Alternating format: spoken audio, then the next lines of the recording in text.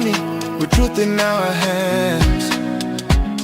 No more silence, we take a stand. For the people who cry for the dreams that fade, we speak for the hearts that justice betrayed. Radio True Media on FM 103.9. Radio True Media on FM 103.9. Now we voice, now we power. True Media go shine like tower. We no go fear, we go talk. Even if they know I make we talk. True Media Radio on FM 103.9. Now God we dey pray, now true we dey preach. Freedom of speech, now that we dey teach. For Salon, we go stand tall. Radio True Media, one voice for all. We honor the land, the struggle, the fight. We shine a light in the darkest night, because we believe in hard work and faith. The Sierra Leone way. We hold the line, come what may. Them one set we more them, but we go shout. Now the poor man voice we they bring out. Now we alright for know the truth. Now that make we go protect the truth. Truth began, no they neglect anyone. We are the voice, we are the flame. Truth will rise, they'll know our name. We are the truth and nothing else. Truth they get, we know they play. Now for Salon, we declare the way. Tune in every day to Truth me get radio. 3.9. Truth me get radio. 3.9. Radio True Media.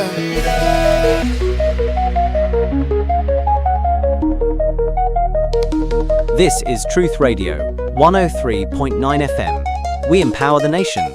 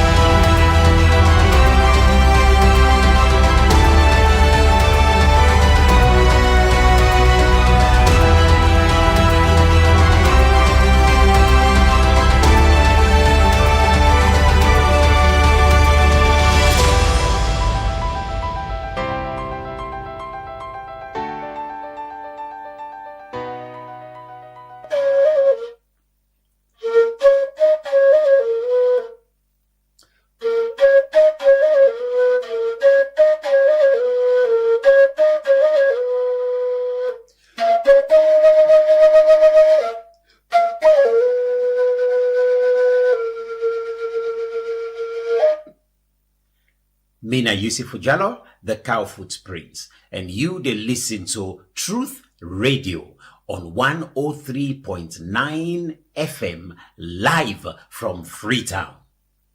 Natu de las. Well, me fancy him anyway for do what you say no more Hallelujah. Truth Media. Truth Media. India. Truth. Yes, you. Truth Media. Join and Truth Media. Truth Media. Truth Media. Say unala we dey watch Truth Media. Me watch. Unala we dey listen to Truth Media. Now listen June. Una listen to Truth Media.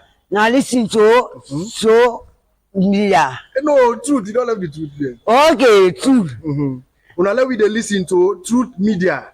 Now listen to Dia. Truth Media. Su dia. Very no bad. Nasa anybody Saluman. Yeah, they live for the people them for do any business for do some. Yeah, they live in the office. They no bad. Any business for do some. They pass course for make any students them. Anyway, for make or the confusion or the education, anybody for learner, anybody for prepare, any song if for the anybody.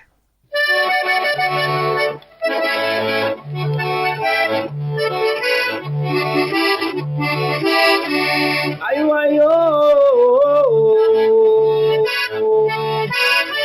nyabole se wo matonya ye pe gbo ela we. Tonya ye pe gbo ela ngatu aya gbo ngbe wa to mi na ni FM we.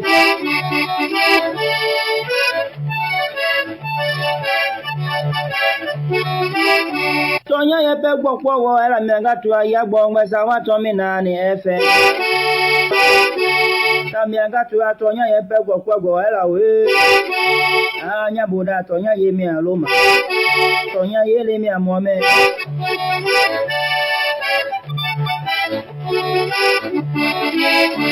Ya bone jagbe ya le geja ti ya le du mi do onya gongo lo tonya ye pe gbo ela we. Miatta nu Civic na. Na bolo abo mi do eva. Anya boda je pe gburu abo mi wa bi do tonya ye pe gbo ela.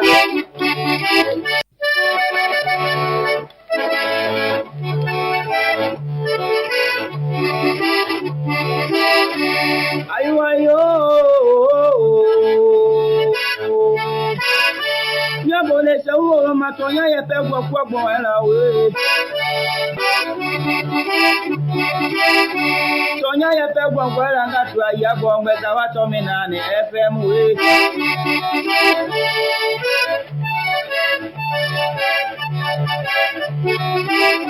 Tonya ye pe gbo wo ela me ngatu aya gbo ngbe wa to mi na ni FM.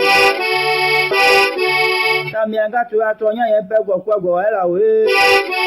Anya boda tonya ye mi aloma.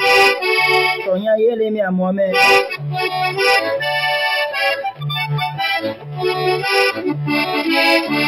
Ya bone jagbe ya le geja ti ya le du mi do onya gongo lo tonya ye pe gbo ela we. Miatta nu Civic na. Na bolo abo mi do eva. Anya boda je pe gburu abo mi wa bi do tonya ye pe gbo ela.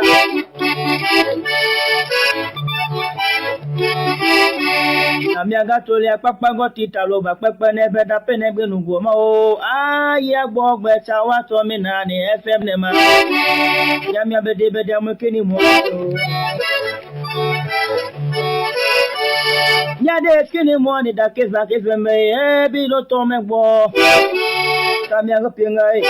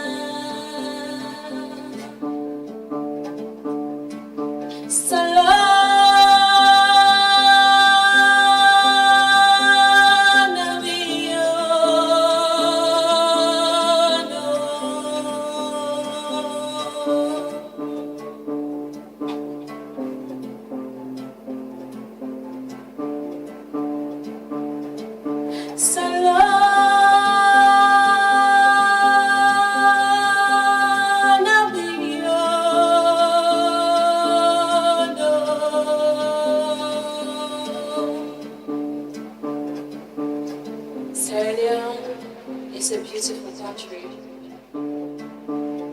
It's beautiful people. Beautiful country with beautiful people indeed. Good morning and welcome to another working week, the start of another morning devotion on Truth FM 103.9. We're on Facebook, YouTube, and TikTok. And also we partner radio stations them across the country. How was your weekend? How did it go? Good morning. Thank God for being here again. It is a blessed morning. Many thanks to Lala CDB. By the way, Lala CDB sent me a very nice birthday song. Yeah, that she did. Thank you, Lala, and thanks to everyone. Thanks to everyone. It's overwhelming. My colleagues have surprised me now, but yeah, the calls, the messages, the comments. Over 1,000 people commenting on our Facebook posts on my birthday. I don't take them for granted, and I think it comes with a huge responsibility. It comes with accepting that people appreciate what I'm doing, what we are doing, but also they expect us to uphold the good things that what they do, and it comes with huge responsibility and expectation from the public. So with the help of God and support of my colleagues and other people, we will live up to our expectation and try for do it best, as I always can say. Try for do it right, avoid waiting wrong, Yeah, but it was a good day, and thank God about it. I missed my wife actually. I wish she was around to see this moment and what is happening now, because she's been part of the conception, the idea of all of this.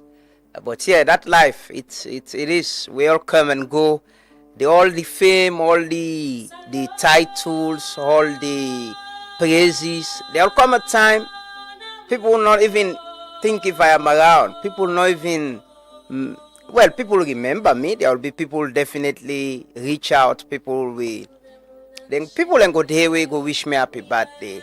But everybody gets a moment. In this world, that is what I keep at the back of my mind, Say, we all at this world, at a stage, we all get with moments, we all get with time. Other person, there are people who can do this better than me. They just need the space. It will be their own time. There'll come a generation. There were people before us, and it's our own time to do what we're doing. There'll come a time where other people and they take over from waiting what they do. So whether we want them or not want them, we should be ready for it. We should prepare ourselves for it. You don't want to be on the stage just alone. You for recognize and accept, say, this is a stage, you come, you play, the time where you pick up, so the time where you go come down, and it's no more your own moment. Like, accept that, and that is what guides me. That is why I don't think all of them think they are for granted, and I appreciate them and thank God for what is happening, but also reminding myself that this is not something that will be forever. This is not something that I'll be doing forever. There will come a time where other people will come at the stage who can do it better than me. It will be their own time. I should appreciate them. I should respect them. I should understand that. And then title they are, and then praises they are, then commendation they are. And not for overwhelm me to a point I think I'm a demigod or I'm powerful or men are the best. No, I don't take it that way. They appreciate them with humility, but I understand, say, they come with responsibility and expectation. And there will come a time when it will not be me, it will be some other people.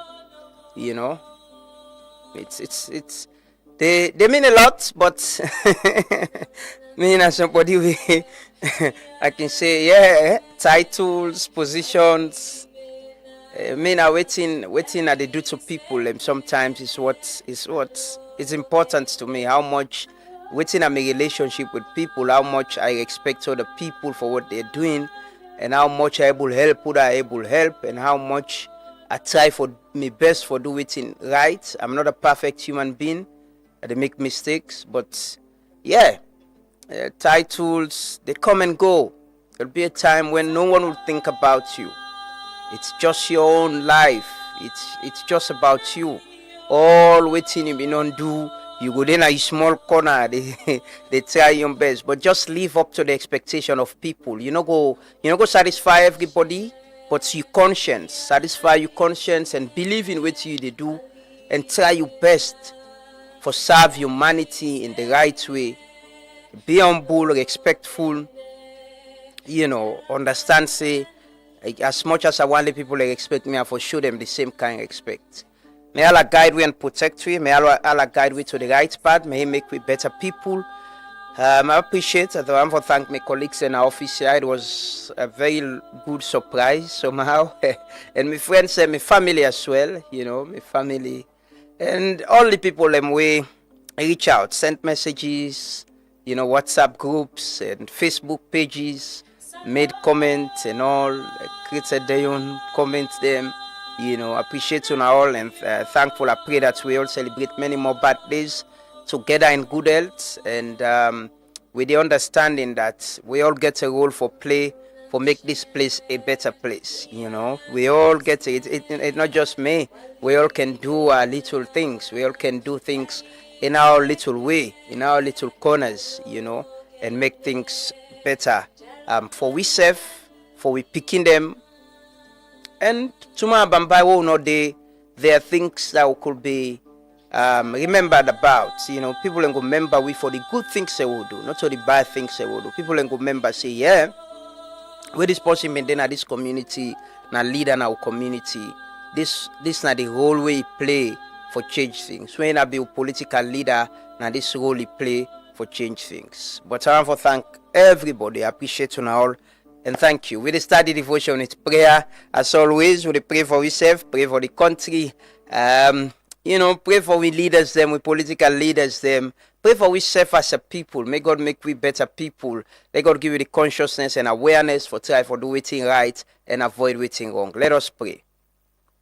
Assalamu alaikum wa rahmatullahi wa barakatuhu. We start with prayer with the leaders them in this country. We ask Allah subhanahu wa ta'ala. Let Allah protect and guide them. Let Allah let them continue for do the good work with them they can do, inshallah. All the leaders them go to the educational sectors. All the big men in this country, everybody we try and this country with the ask Allah subhanahu wa ta'ala, let Allah protect and guide them. So inshallah, أعوذ بالله من الشيطان الرجيم بسم الله الرحمن الرحيم لا يكلف الله نفسا إلا وسعها لها ما كسبت وعليها ما اكتسبت ربنا لا تؤاخذنا إن نسينا أو أخطأنا ربنا ولا تحمل علينا إسرا كما حملته على الذين من قبلنا ربنا ولا تحملنا ما لا طاقة لنا به واعف عنا واغفر لنا وارحمنا أنت مولانا فانصرنا على القوم الكافرين ربنا آتنا في الدنيا حسنة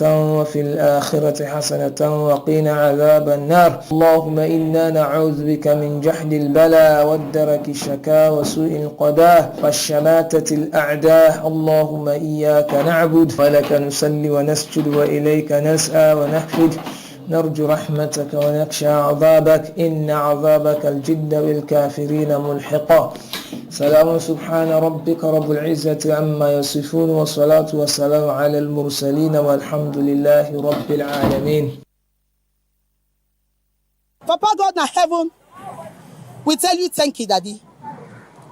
You say in everything, oh God, that we give thanks and praise with a heart full of gratitude. Lord, for return the glory to you. Papa, we tell you thank you. We tell you thank you for we nation Sierra Leone. We tell you thank you for the gift of life.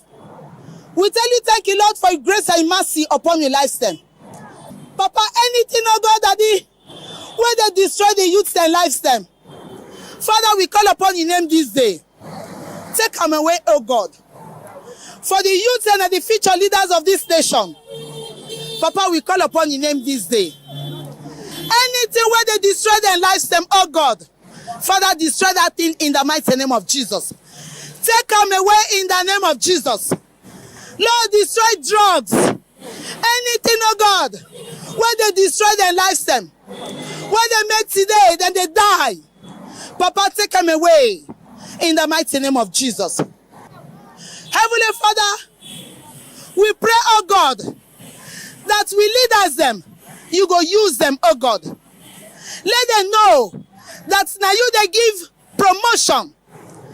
The word of God said promotion, you know, they come out from the west, south, north, east, but they come out from above. And now you they give promotion. Oh God, touch them, oh God. Use them, oh God, for your glory. That this nation will go team up and return the glory to you in Jesus' mighty name. Heavenly Father, above all, we say the word of God. We say the fear of the Lord. Papa, without you, oh Lord, we're not going to do anything. Even the breath of the breathe today, now you, now the gift of life from you. We call upon your name this day, that the fear of God, it will take over this nation, Sierra Leone, in the mighty name of Jesus. We pray this day, oh God, that the fear of God, it will supersede evil, now Sierra Leone, in the mighty name of Jesus. We pray, oh God, that let the fear of God take over the children, take over the youth, take over the men, take over the women, take over the leadership of this nation, in the mighty name of Jesus. For in Jesus' mighty name we pray.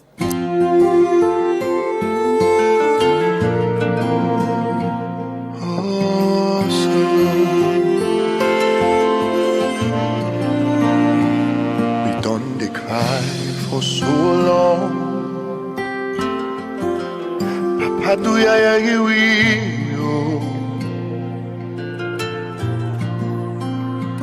we done the pray, so today the time don't come for make you answer. Retire for past be and do. Papa, do ya sorry for it? Because we sense na nonsense if we not get you presence. And if we been get drunk, we for don't fet for we self. But we not able, now you capable for pulu pandiskulala.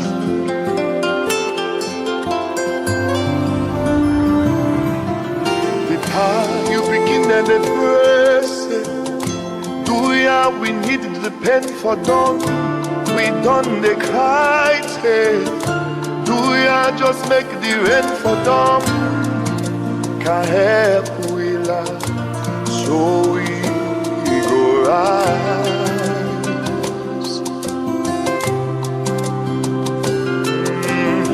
Let we not suffer for the one them, where they dwell the country with their hand. We leaders them, please guide them, make them do good things from make we stand for the land where we love, we sweet alone.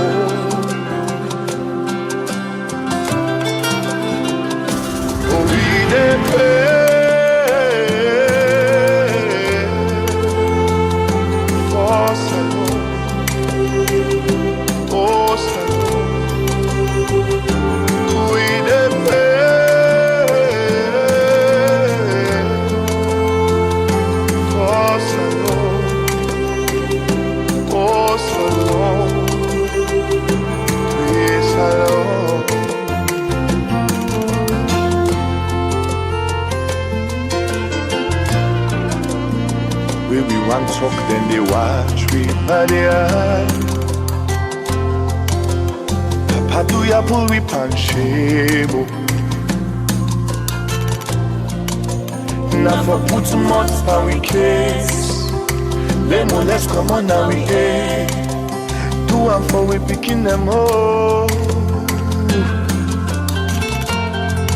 Cause if we been get trained, we for don't fet for we for. But we know able, now you get able for pull whip and this kulala.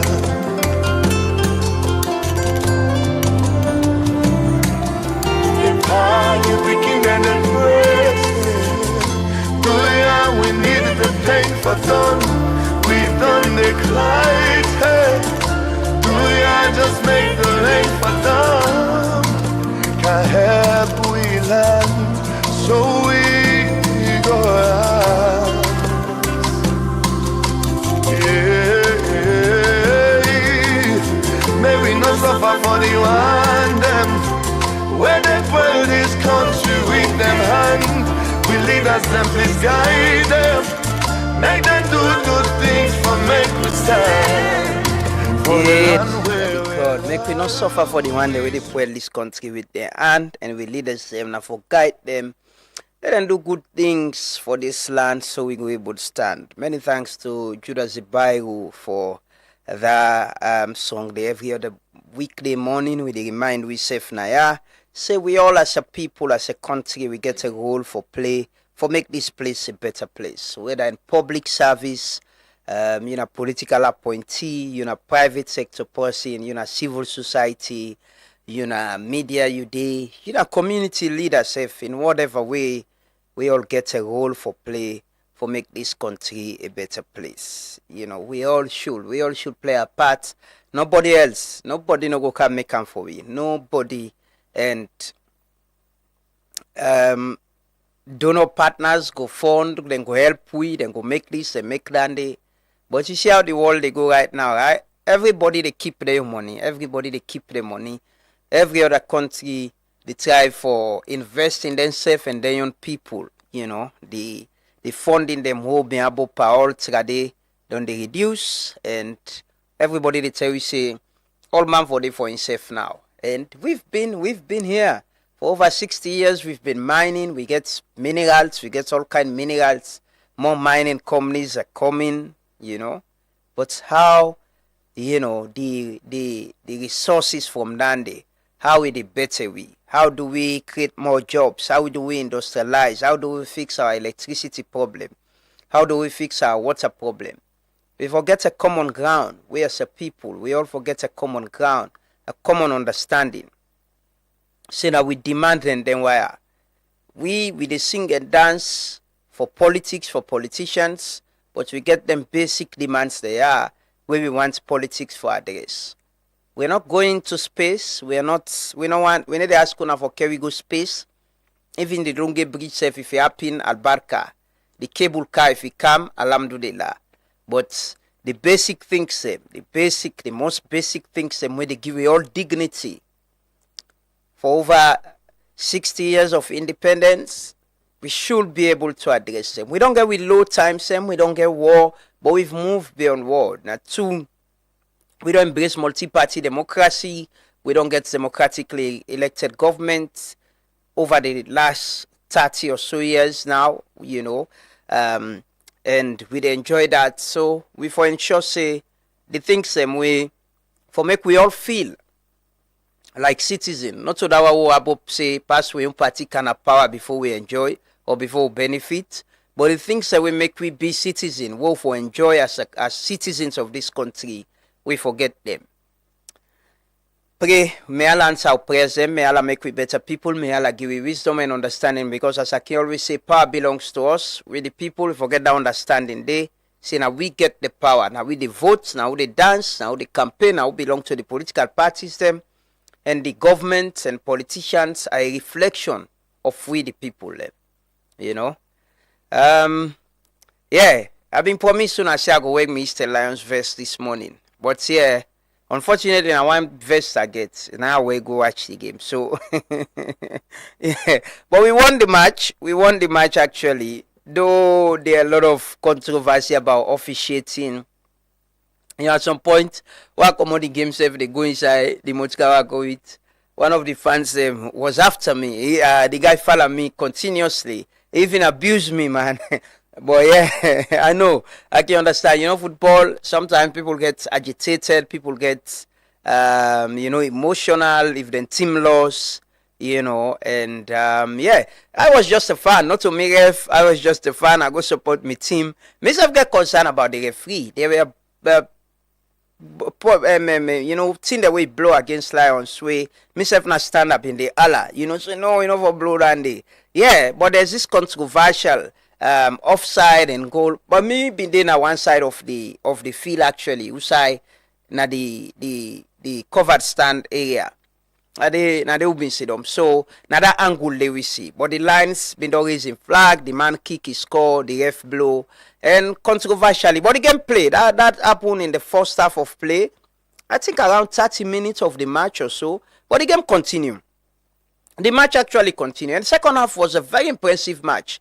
The second half of the match, although the team then play well, get chances, they miss. And the last chance we Lions get converted to goal and all of that, and the Blackpool didn't turn up for the medals and all, and then protesters agreed. We report this story say for the Michael. I think it's legitimate. They have legitimate concern. It's football. People can have concerns about poor officiating. Even the World Cup, they watch show with VAR. People they raise concern. Me, actually, I've said that. I don't like technology in football. I don't like it. For me, I like the one where they argue to receive, like what's happening. So I like it. I like that so much. I don't like VAR. Now, one of the things that we come into football, with me totally not like VAR. I honestly don't like it. I like the human side of football. Now, then who don't enjoy, man, they go watch game na cinema, come on watch game, who can't argue, say they rugby, the ref rugby. But I think they have legitimate concern. Like I read Rodney Michael long call on CAF, FIFA for intervene, investigate the ref. I hope SLFA will engage and see how they can resolve it, because now they can second and get their own medals and get their own prize money and all of that. But that football, it can be emotional. Like I said, I was abused. There was a guy who been there after me from at the common inside the field. He follow me I balance and force. I go team up with me, my miracle. Me and miracle take picture. He come me, they all up on me back. Say now we make the ref work. I say, bruh, me I the upstand. How me the influence? I say me na game recognize me as a fan. No see me as a slam runner, the journalist. See me as a football fan. We can support Eastern Lions because na the stand up in there. I not the down na the pitch safe. I know from where I go up na the stand. I come out na the as they are not say then give the medals themselves. I think as before them begin give the medals, now I left accommodate, come out and go back, go for inside for past the night and return the morning. But that football, I would have reacted the same way as a football fan. For me, that is how I see things. Maybe I would not react the same way as a football fan. If not my team, if not against Lions, then they be happen. So we won, but we are the champions, Eastern Lions. Sorry, I never wear the jersey. The only jersey I wear go watch the game yesterday. Now the one way, my man Hafiz of UAW, even do some jerseys them for Eastern Lions. He been sent for me, so now I've been where go watch the game yesterday. But their new jerseys. Hopefully, I will get one maybe on Thursday. Let's see. Maybe if I get another one. Maybe on Thursday. I know they promise so. Maybe on Thursday. But I'll take the anthem and pledge. We'll come back shortly. Might do the whole call this morning, call some people. It's Monday, they start the school. And also, we can forget update from Kailahun, a very, disturbing news from there yesterday evening. Usai, there were news stories, allegation of, the killing of a commercial bike rider and Okada rider. And then they attack, allegedly, the police barracks, then put them on fire. We can forget an update from my colleague from Kailahun. Also, we get for good Moyamba. Usai, we understand a police officer died in some mysterious ways. The civil society members there, they call for thorough investigation. So we get for talk to the chair of the civil society organization, with the leading civil society organization, and we get for talk to them as well na the program. So continue for stay with you. We'll take the anthem and pledge. We'll come back shortly. Continue for stay with you. Highly exalt thee when of that fleet.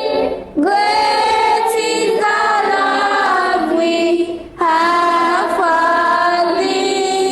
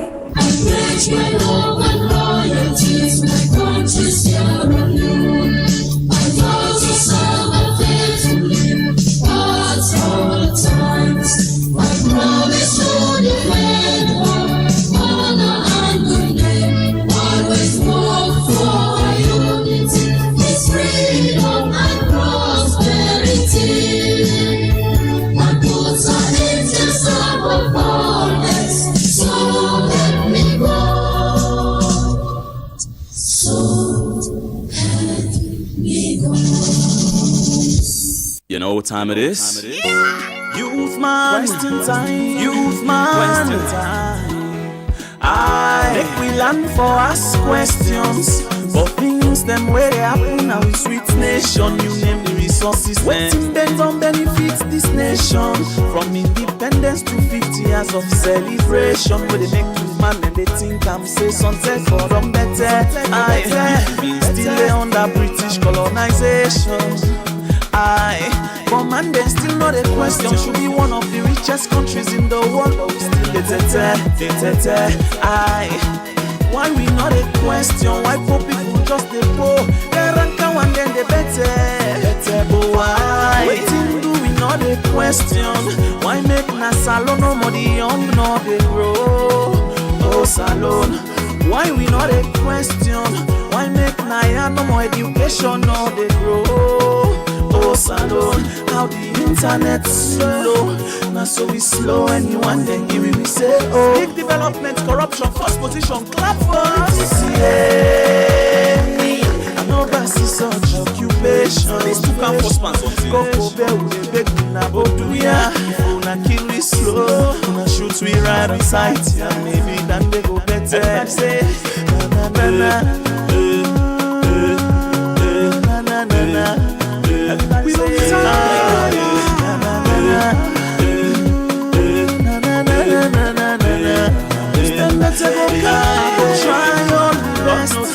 Yes, I go try for unite this generation. Sabotage make them misunderstand the intentions. Making away smart, but must ask you the question. One day, mama, why we still live on the same conditions? Why? By then it go be big question. Answer mama, papa, making confrontation. All these fucking kids in a firebone. Now we all young. You know don't know they cut them and they see them. When I say them not for us, kuna nothing. Why? How long for the ala for the moment? As 2-3 months pass so. Next man said, wait for you to talk for pattern and boy in this country gets. How come they no able to share among 6 million population? We know they ask questions to the tag savior. As they reach there so, Papa God you know. Now for them sefen and family and tell them go. Well if Salon for get 50 million people, hey you left, who don't die? Man they know reach 6 million if man in the suffer. So you want to go ask 40-something million people back. Who go not cham who say? Politics yeah. I know that's such occupation. Go there with the baby, now go do ya. Phone and kill me slow. Gonna shoot we right on sight. And maybe then they go better. Everybody say na na na na na na. Everybody say na na na na. Who's them better? Somebody they cry and say yes, I come from the work because one day you wear green polo. Them because in them na go ake. Now when them broke, they know how for solve all the problem as you give them power. So boy they begin higher. Don't them thief fata. Then why are you always sit down a power and appear the sector? Then they hire every day the who are then they fire. Then thief easy like drinking water. Why we they fight against the things where for unite us as a nation? Like the 70s, we still a rally around the things where they scatter we as a nation. Why? Yeah. Na, na, na, na. I make ask this question: where all the people them we use for enough for this nation? Where all the musicians them, where them? Hey, where the journalists them? People they eat, we they watch endless and greed. Tribalism when we make we fat. Now the same thing then they do over and over again. No. I start for lighting camp and come then go fly, go away. Respect to all Massive and crew. It's been a long time you've been away from home. That's why me come back, when me sing things that go on, me bring you these conscious reggae vibes. Jah be my guide, Rastafari. Papa, you been tell we say, make we trust the process. But man, it is called the progress of the process. We are in suit and tie, and dirty character. Thief man, they all a thief now, this is them batter. I Rasta man, me know Eric Cock and Bull, me represent blue, white and blue. That's what me have to do. You meet the water dirty, you know it make you settle, and then you jump beside. You don't dirty and more. Tiffany Latif, now this is them better salon they go behind. Who that now we go believe? Oh, this na wrong side life.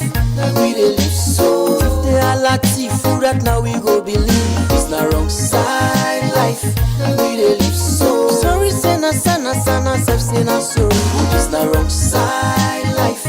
We dey live so. Who say Arata, who that get his character? The cap side life. We dey live so. Salon de poil, then just dey pan sorry. Things are go bad, who not dey pan story. Fake promises and philosophy, yeah. Say we don't tire with these buckle stories. Bring us the rice cause the people hungry, yeah. Things are go bad, things are go bad. Things are go bad in a me beautiful nation. What a one. Man them feel conscious, man them feel conscious. Man them feel conscious and stand for the right. Is your right? Oh, it's the wrong side life. We dey live so. They are Latif, that now we go believe. So he saying sana sorry wrong side life. Many thanks to Cusco B. DJ Flex, where Cusco B in video. Now we know the get time. It's every other time you have to give excuses, man. And yeah, Cusco B, thanks again for coming here and doing it for us live on the show. And we need for the show that as well, you know. We need for the play up now, so people can see, people go see you as well and know, say, this is Cusco B, na doctor, academic doctor, they teach na Jala University, not only a musician, but is some humble guy, very humble and quiet person. They doing your thing. But good morning. This bell will continue for Ringham. We'll continue for Ringham. We'll continue for get the energy and strength for continue for Ringham, you know. I'm gonna bow McKinney. Any circle man, they ask me for the bell. The bell don't become a symbol. But good morning, Abdul Prezo Sise. Salu Sise, good morning. Bimba Semabu Kamara, good morning. Eddie Grant, Momori Koma, Miss B, Jaja, thanks for the birthday wishes. Jibril Ture, Lamboy Richie, thanks Lamboy Fore, Lansana Mara. Iya Bandoa, Kaimu Tundune, iya Tundune, but yes, right, iya write a long message. I agree with you. Yeah, now we all get salon, so now we all for change. We all for make this place a better place. Amanatu Sanusi, Jari Uba. Good morning, Mustafa Jane. Good morning, Mosdi. Mosdi said inside petition for replay the match. Hey man, we win the game inside the pitch. We won the match in the pitch. We not so like Morocco where they ask car for its own cup give them. No, now inside the pitch now they win the game. Then go investigate the ref or whatever. But we win the match. Not so we Ash Samuel Seyan Wundare, Maudi Basawi, Alfred Mansare, Khalil Ibrahim Abati, Umaru Bundu, Abu Tompo Kamara, Adam Akonte, Junisa Tony Spurs, Kalon thanks Junisa. Good morning, Maliki Dabo, good morning. Yeah, that boy cost me for nothing, bro. Nothing. Yeah, Shiva concept. But yeah, Shiva agree. Maybe you get to the point so I go get VAR. VAR go come. Even salon money involved, people spend a lot on football. I know, because I don't then a Lions group. I don't see where people when they contribute personally for support Eastern Lions. You know, it's a lot of money. It's a lot of money. Hopefully, VAR is part of the game now. Hopefully, we'll get to the point to say we go able to invest in get an eye. In case of that situation, they are able to watch VAR. Abdul Aziz, good morning. Aminata Bundu, Terry Bayo, good morning. Abdurrahman Tijan, good morning. Minkailo Abdullah, Samuel Tarawali, good morning. Emil Sin Lamin, good morning. Tawago M. Ture, Kriyo Bobo. Yes, Kriyo Bobo, I agree with you. I've been talking the other day. The price of crude oil long go down now, global market. Even with neighbor the Naya, don't begin reduce price. Hopefully this week, we get that conversation there. Like I've been saying, the minister have been there out of town, the minister of trade, been go UK, I'll check again if he don't come and check for no waiting to happen with the price of fuel, you know, because we go up, they go up. We can down, if we can down, if we reflect, you know. Engineer Lawrence Toure, good morning. Sufia Habib Tunis Kiaou, good morning. Engineer Lawrence Toure, I see you, man. Terry Bayo, Kai Sheku Chendeka, good morning. Frederica Crispina Johnson, Malcolm Semogo, good morning. Good morning. Albert Lansana, Magdalene Massa Boyma, Arun Maj Jalon, and it's Thomas, John Karim Kelly, Kuruma Paul Yira, Kenneth Karimu, Aminata Mara, good morning. Alpha Sabakanu, Isaac Kouma, Lawal Abdullah Wuri Jalo, Dauda Tawali, good morning.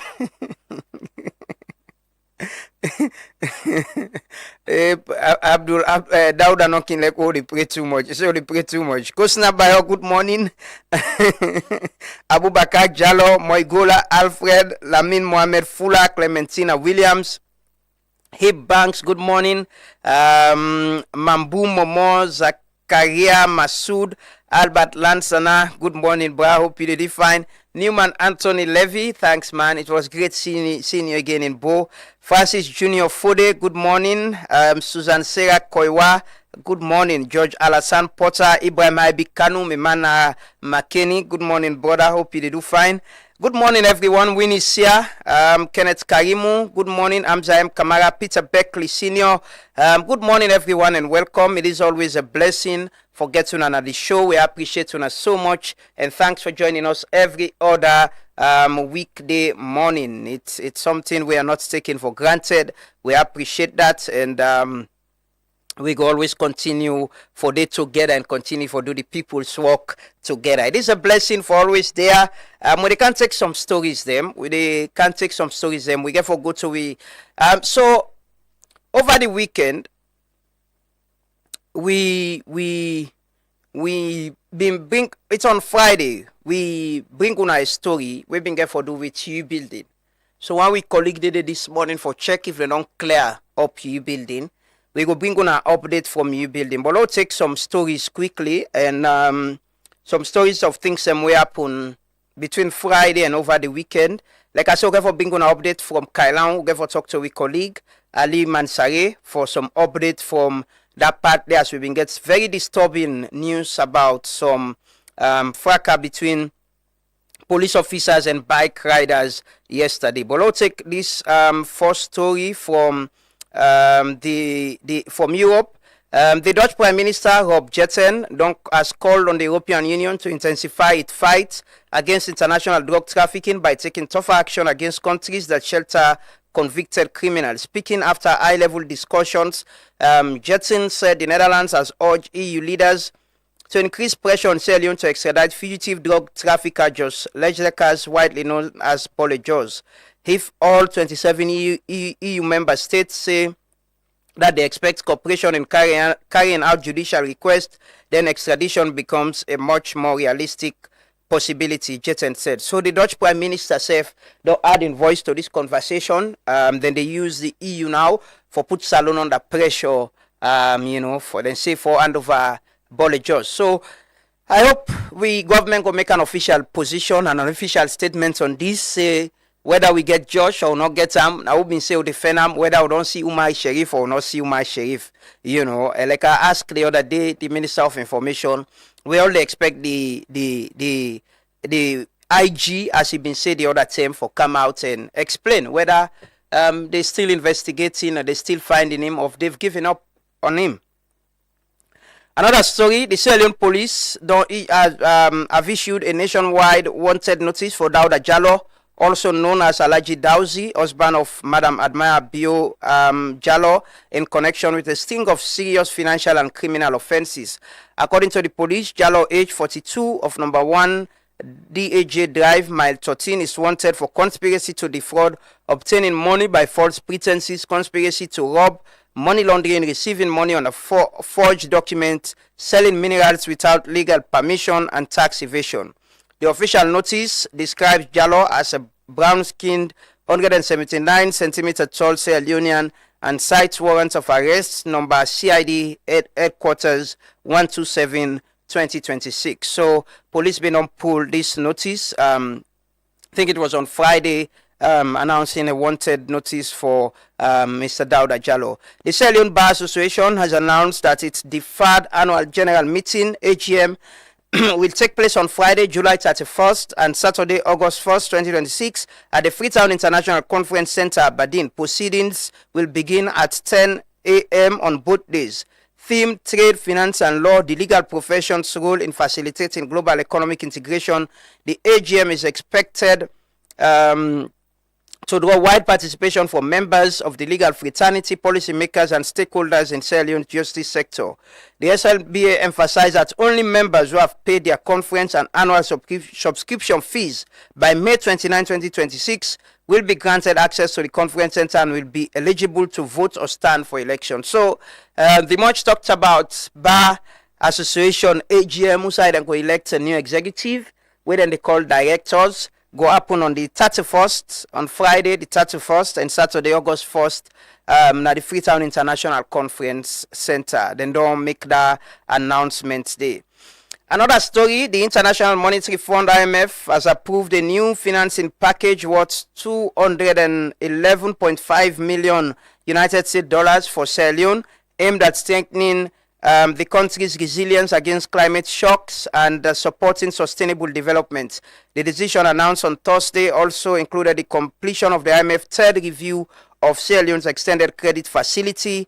This unlocks an immediate disbursement of $31.7 million, providing the government with fresh fiscal space to address pressing economic and environmental challenges. So the IMF don't approve the third ECF, where they can call extended credit facility, and then don't specify some amount for environmental issues, and also gives alone some money for address some of the economic and fiscal challenges.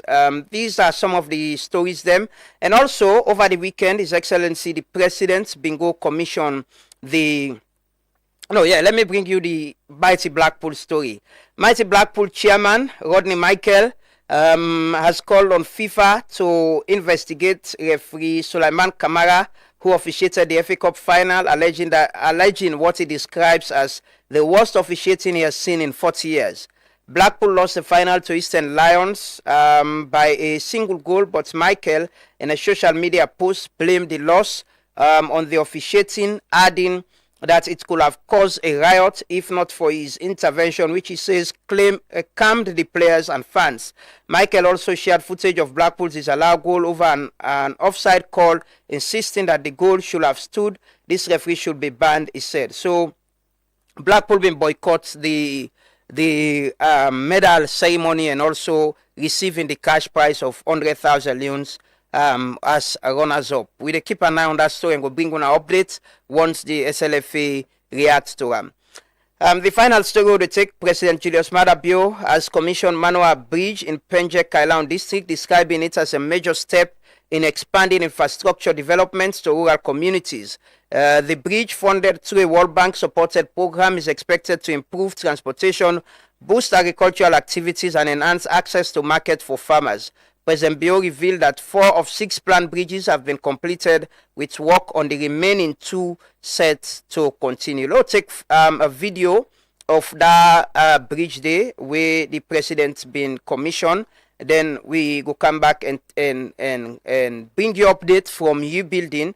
Usai, we colleague Emmanuel Boa they presently for give you update about the dirty we've been on in a U Building all throughout last week, whether it's still the day or they don't clear them up. Let's take this video quickly.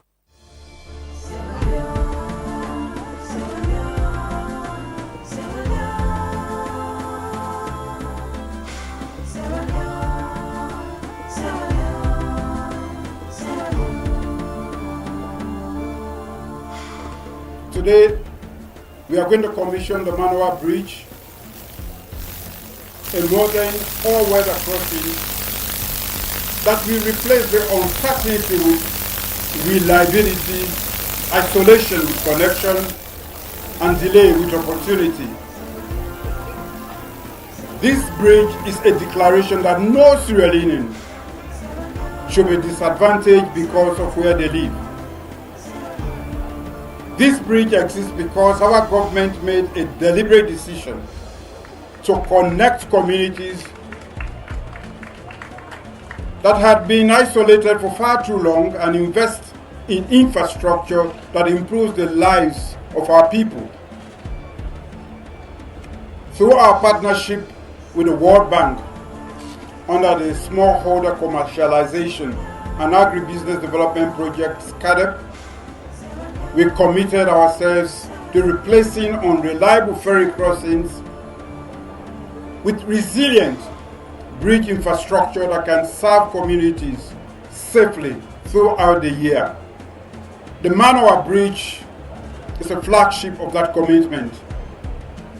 Spanning the Moa River, the 183 meters, two-lane bridge links the community of Pendembu and Manoa and strengthens connectivity between Pejebongre and Upper Bambara chiefdoms, while enhancing access across Beja West, Upper Bambara, Penguia, and Lower chiefdoms.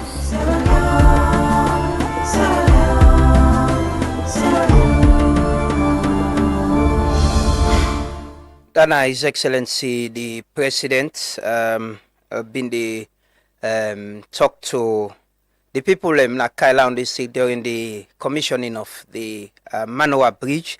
But we just want to remind the government again and the President. So I can just show this video of the Kailahun District Council Chairman. We then get concerned about them bridge. Then say film bridge. Just show that bridge they briefly. Then we will come back and can go on a new building. Greetings to the people of Kailahun District and the people of Sierra Leone. Once again, this is the chairman Kailahun District Council. I no go tire for talk and I no go stop for talk. Because I believe say we are some of the few voices where the people can get for echo them problems and waiting to affect them inside Kailahun District. I dey come again for talk on this Martin Bridge. This bridge be done broke in July 2024. And as I dey talk to una so, unto this time, this is now 2026, 2 years going, we still not get any headway. We not get any solution to amending this bridge. And any terrorists then come, people and they suffer. Everything they go up. Last year, petrol be there right down small. People then suffer because of the cutoff. People then buy petrol 40, 50 leons. Now some areas within Kailahun District. I wonder now what will be the price of petrol this year when we get this pending cutoff. Where petrol at 35 and diesel na 40 leons officially. Me the big government, and I want to draw the attention of government and SLRA. Say the people of Kailahun District, they are Sierra Leoneans. Kailahun District they say Sierra Leone, and the people of Kailahun District they deserve a beautiful life. They deserve a good life. You're unfortunate that 2 years going, this bridge don't broke. We don't get any headway. Some time back, we sound this thing, we raise them up, then pull documents which show we the commencement of the procurement process, say then they can make the bridge. Since that document they go out, by the media, now 1 year they go through again, we not see any headway. And now we just get this month, we almost done so. By next month, saying by next week, we expect rains.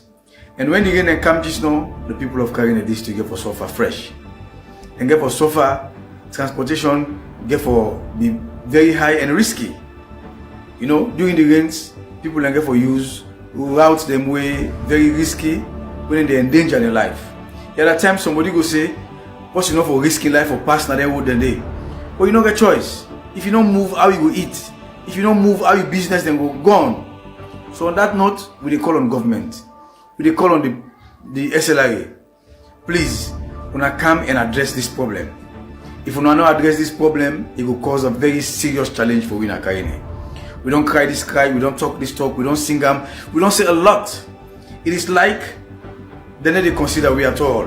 It is like they don't want to know whether Kaine get people and where they exist. But we for no say Kaine is part of Sierra Leone and the people of Kaine are Sierra Leoneans. So therefore, then deserve every other thing where any other Sierra Leonean deserve. So we dey beg again, we dey call on now for make una come and help we make them solve this bridge. We don't get people we don't come out, say they want to do this bridge. But because of one reason or some bureaucracy, then they stop them. So if they don't stop them, we don't say yes, not the responsibility of government for do this bridge, we still dey ask una take up una responsibility. Una come and solve this problem for you. Now the reins in the council. We don't cry, we don't talk, but we don't see any result. So please, Papa government, Papa SLA, we beg una. We ask una again, please, una come and address this thing. For now, the gains then they start. And when they start, now like hell for the people of Kaine and some parts of Bombali. The paramount chiefs, them all, we don't come together, we don't call, we don't cry, we don't holler, the members of parliament, we don't talk, we don't do countless requests them for making the help for make this bridge. But we need to see the solution they come at all. We don't know what to do. Are we not Sierra Leoneans? Are the people of Kaine district not in Sierra Leone? Okay. We get taxpayers then. Chairman of the Kaine District Council, been they raise some concern about the bridge. We say been on collapse for about 2 years now. Then say if they call on government, SLRA, and the government for understand say the bridge still they down and then they again say and the need for be remembered and that needs to be fixed. So we say if they bring that come to you. Hopefully inside this week we'll get the chairman at the studio for discuss other issues them within the district. Let we take them videos there. My colleague this morning, on Friday we published the video where Pewa, the civil society guy, been take. Now you building we show say dirty park there. We've been check during the day on Friday again if they've been clear them up. Then say no, they be still there. So this morning my colleague Emmanuel Boa been go they for check for see if the dirty still there. It's the start of the week, So let's see. Emmanuel did it this morning. Let's watch them videos here. We just take there. Today now the 22nd day of June 2026 and I come. Now you building for come know whether the dirty will be piled there, still there, and as you see right behind me, the dirty still there. Now the location, the dirty still piled there. Now take a mate as you see people they come for camping, take up cup them. The dirty still pile and this now you building.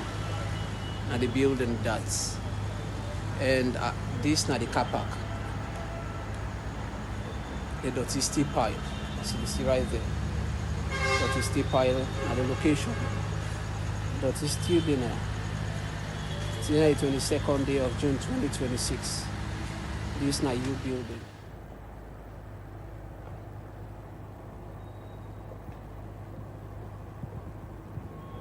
So that's now you building. If you watch, that's you building, and they see the dirty way.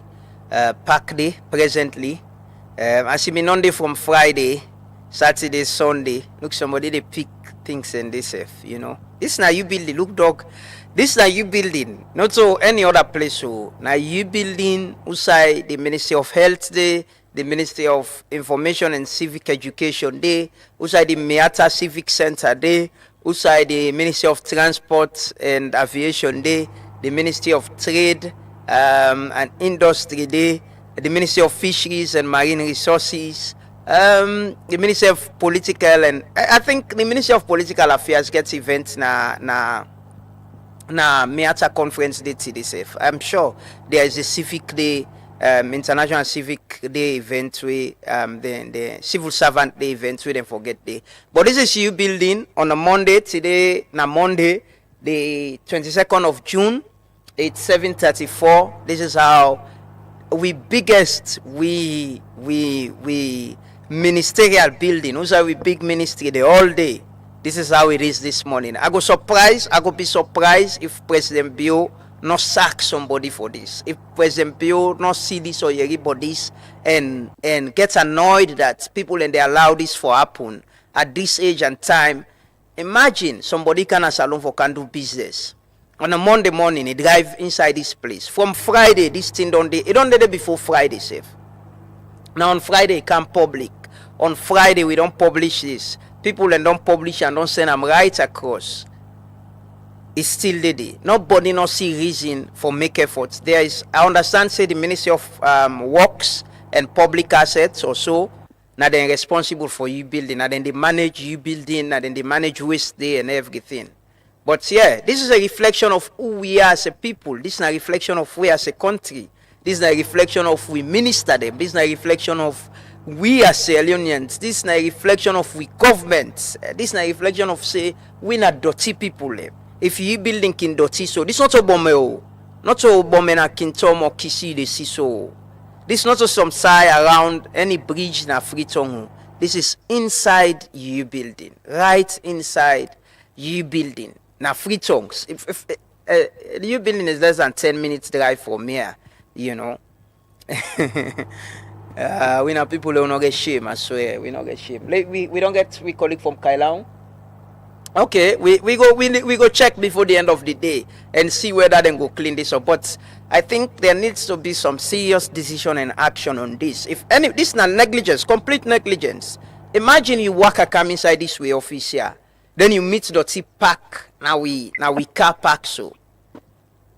Imagine, you know. Anyways, let's go Kailahun. They go Kailahun quickly. Who say we colleague Aliu Mansarede on the phone now. We get a very disturbing report yesterday. Some tension and between bike riders and police officers will lead to, I understand, say one bike rider died and there was them burned down the building of Usai the police and the quarters. Good morning, Ali, and welcome. Good morning, Laman, and good morning, viewers and listeners of Truth Media. Thanks for joining us this morning. What's in the atmosphere now, Kailahun, presently? Well, at the moment, because since we that ugly situation happened, na Kailahun, it's around 3 o'clock, the government, because they involve the awareness and also the resident minister, they therefore declare curfew. We don't only be end this 5 o'clock. Today, this morning, of course, the atmosphere look how peaceful at the moment. Curfew still there. We understand that they announced curfew yesterday. It's still there in force. Yeah, surely, as we do that publication day, curfew day, where we start from 11 o'clock last night till this 5 o'clock this morning. We that one day now for just last night. According to the resident minister, they just watch and see how best the situation will look like. If you still continue, the curfew will also, may God forbid, it will also continue today again. But at this morning, there is no curfew. School beginning, they prepare for go school. Of course, government workers and other, offices also they prepare for go by the normal lives. So what's at the backstory to this? What's caused this whole thing? We see body gist now shown at the video within the move. What's lead to this? Well, according to the information later now with the press and other sectors, we deal with the resident minister after we arrive. Because initially, as I informed the house yesterday, now that where the situation happened, where they don't take the body go to now the government hospital, we will get on to the police because there was a whole lot of violence and all the rest of it. So after where the resident minister reached now yesterday, we reached now the scene inside the incident take place.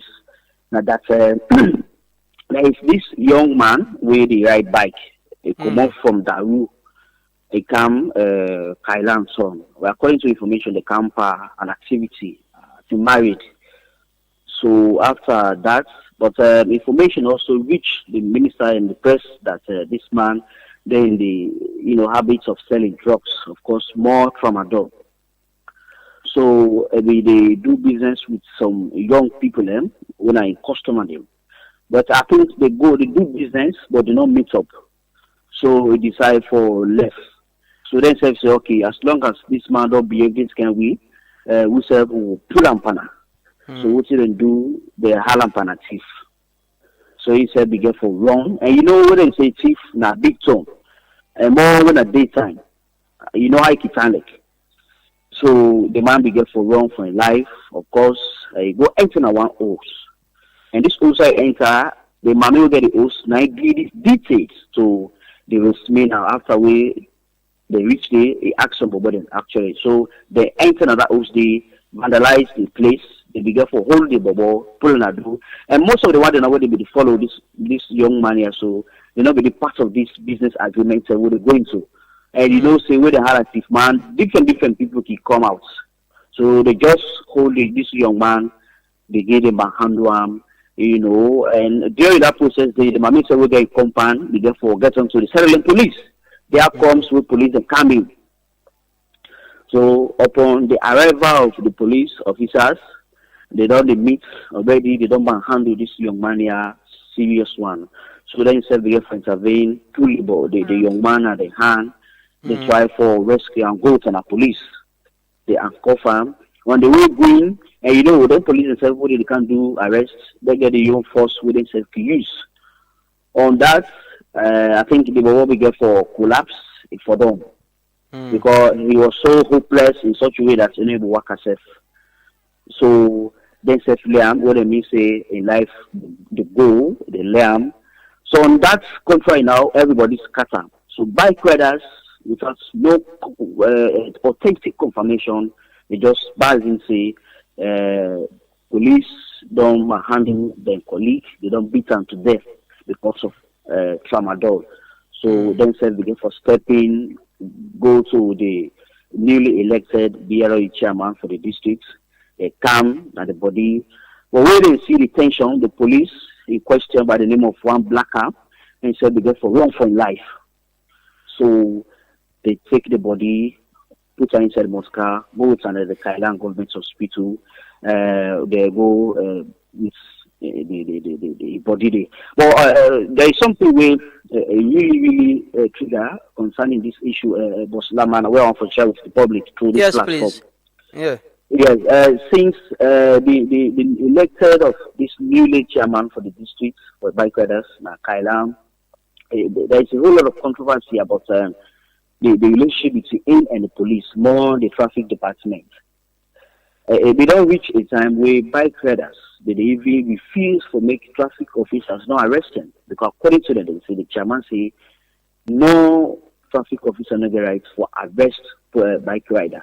So this will every trigger, for me that disrespect don't come up from some riders, so the police. If I could recall, last week there was a high-level stakeholders engagement Naya, who said the DTO began for inform them saying that this chairman doesn't do allegedly, but he denies say and ever inform the riders for let them do that one day. So they don't part the case. The chairman himself began to apologize. So they don't solve that issue, and that grudge don't do. As long as it don't happen, that passionate grudge now don't do already. So back to this incident. After the body done left in the Kailahun government hospital in the mortuary. Now before me, the chairman, the local unit commander, we all together. Where I even say I want to get in touch with them. They say for now, Mansari, please give me some time. So it not take a minute. Some riders they say, okay, now as long as they don't let me body in the mortuary, now they say not going at all. They say not going to station. Before they resolve this, the Secretary General automatically began for tell the chairman. Say, chairman, I don't hear even utterance from there, but so who said for father then? Let them not go misbehave. We then inside the compound of the government hospital. By the time we come on and do, me, the chairman, and the secretary together with the LEC, because I be there with them, so automatically meet the police now, fear gas to the fire. Ask a question, they say, everybody don't count. One gallon of fear, they say they bomb the police station. Yes. So on that now, the chairman says they don't arrive, stone, they don't begin coming at the police station. But the good thing is that the police will begin to pull their property, all the motor car, and all the rest of it, they go pack on at the Kailahun government hospital. So this stone way them, but what they be saying now, they get for reach even one soldier where he can rescue, he colleague them, and also even the chairman himself. They begin for boss head, very seriously. If I go into coma. The police don't effect any arrest. Are there people who are in custody? Yeah, sure. And how really happened, to be honest to the public and for the sake of truth, that incident happened yesterday now, not to be all of us saying that be bike riders. You know, so when they say happen, but when they then I do but no more when they think that they escalate the thing, then the same stone. Bike riders was among, but not that much. Because I used to boycott the riders. I have to be sincere with the public, but Slamana. You know, the way they are run, where they just feel say anything with these riots, they will just step in. And because passionate issue, they say the police is harassing too much for drugs, no drugs. They say if this to happen, they say pass them put up at it. You know, then they now they even escalate this situation. Sandstone, they go to the barrack, burn two departments, structures. I mean, they go to passionate hosting and then OSD, then they burn them down. Business places, because of police, they get business places. They go there, they hit fire by the place, they put them down. 3 places where they go yesterday, then destroy and then police hand.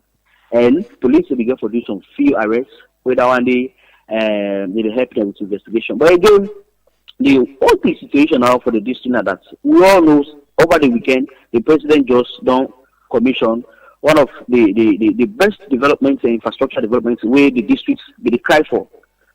So last night we engaged the resident minister, and before the president called him, he was so angry that he's not happy of what will happen. Ask questions, and now that even prompts the resident minister for let declare. Say if I don't go with this kind of developments for Kailahun, I believe say it will be happiness for now. Whatever situation will for that happen, we have to expect this from that part at this moment. So okay. That's also so Ali, what is clear is there is a deep-seated issue between bike riders and police officers na Kailahun, right? Come again? I ask if this na a situation of something we've been on the happen, like a situation we've been on the between them a long time ago, we just escalates this kind of way. It not that much, it not ever happened. So before this time, like I tell you, Bosalamana, the then chairman will be there. The cordiality between them and the police was very, very strong. This new dispensation will come. I think that this whole controversy don't come up because in one for defend in riders and the information where they reach out, it's not to get that authentic confirmation for going to the police, ask questions.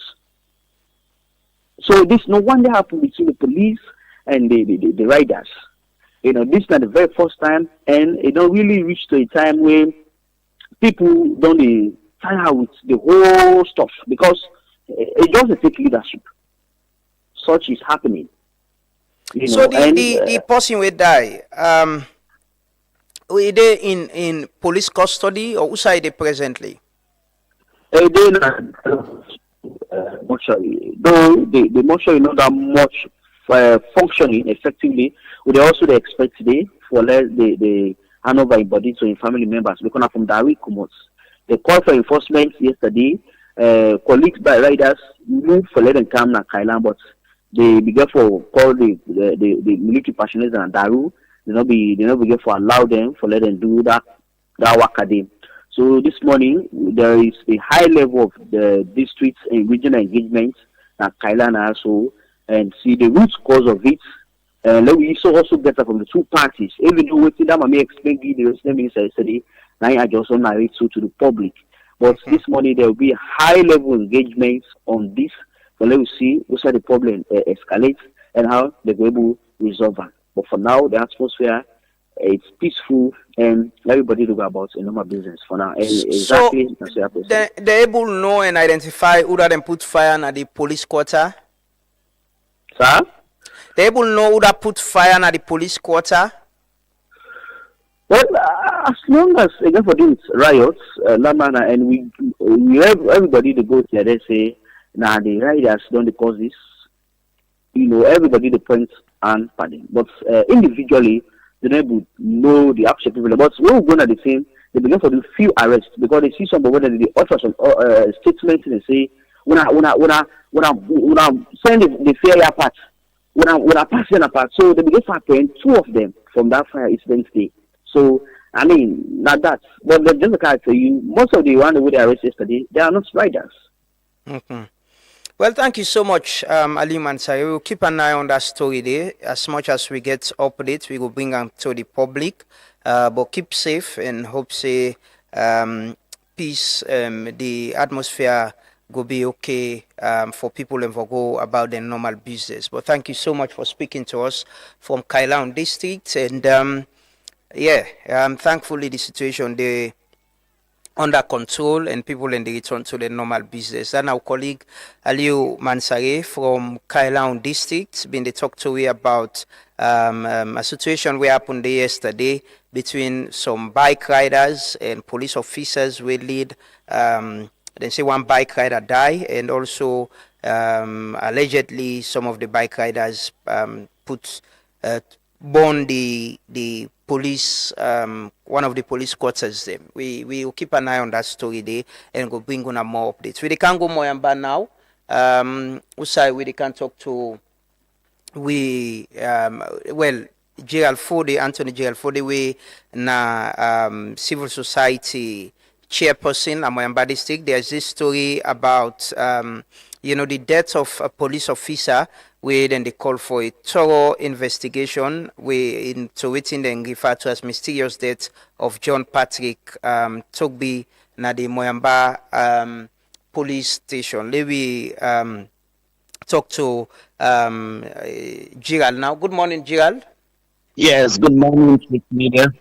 Thanks for joining us this morning. Yes, we see this press release with the National Civil Society Forum Moyamba District Pool on a call for thorough investigation into the mysterious death of John Patrick Togby na the Moyamba police barracks. What's in the background to this? To why una they call for a thorough investigation and una refer to the death as mysterious? Just like how you see on the press release.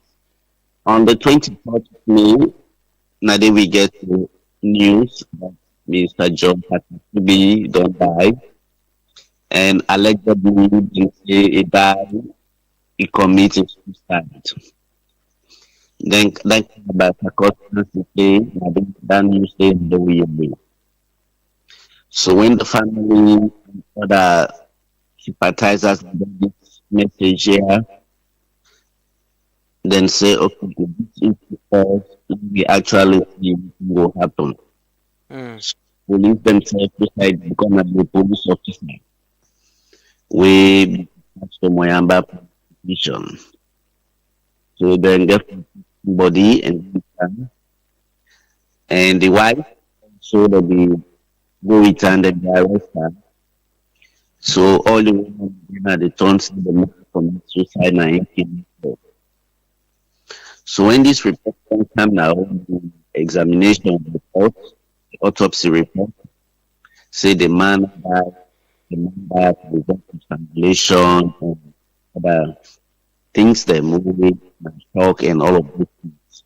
So we as civil society, we can make now the call on the police for investigating, because if somebody in a police officer die na police bar, and we kind about to post in the day, it also scans into the community. So now it makes me as a society at this part of the district, they ask that thorough investigation to be done. We actually know with that investigation, with the circumstances, we lead to the death of Mr. Patrick John Togby in such a manner. So the police don't respond to una as well as this na a police officer and una get concern into the circumstances of in death. The police in any way don't respond to una. Well, we not get any response yet from the police.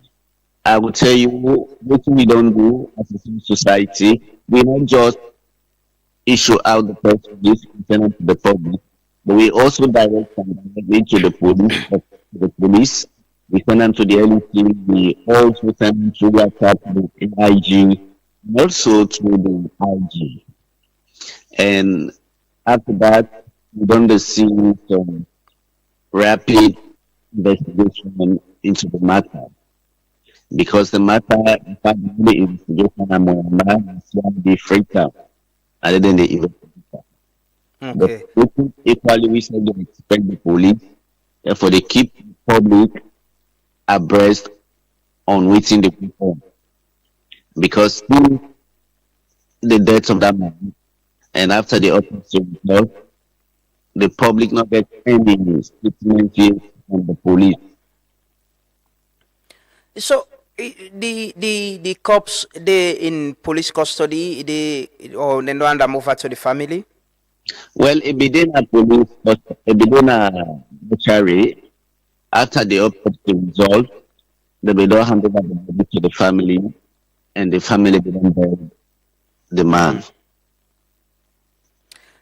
Jigal, I want to ask this question. You know, I remember the last time I talked to you, there was also this case of alleged sexual penetration of a minor. You know, picking women died and be arrested, parent them. That investigation was ongoing. They been do post-mortem. Una be also pull out a press release. How far with that investigation there, and how some of the investigation and things someone can raise and bring come to the public can be conclusive? And but before we go to that beginning, but remember we also talk around that young man with the kid. Exactly, that was another issue we spoke about here. Another issue, and I want to even up to this moment, the family expressing satisfaction how the court have the llama taboo, and the scary thing that we get to the judge, high court judge. We go actually try them matters and just from last month before last we go one high court sitting. Now only next month again we will expect another high court sitting they can. So because of this delay, it actually makes more them matters and the trial they do into slow space. Okay. How about the case where I asked you first about the yeah, the beginning of the matter, they don't commit on a high court. They don't commit on a high court. But as I say, all on the slow space of the high court sitting, where the family also the same since that matter then commit on a high court, come up with because of the delay of high court sitting at the district. Mm-hmm.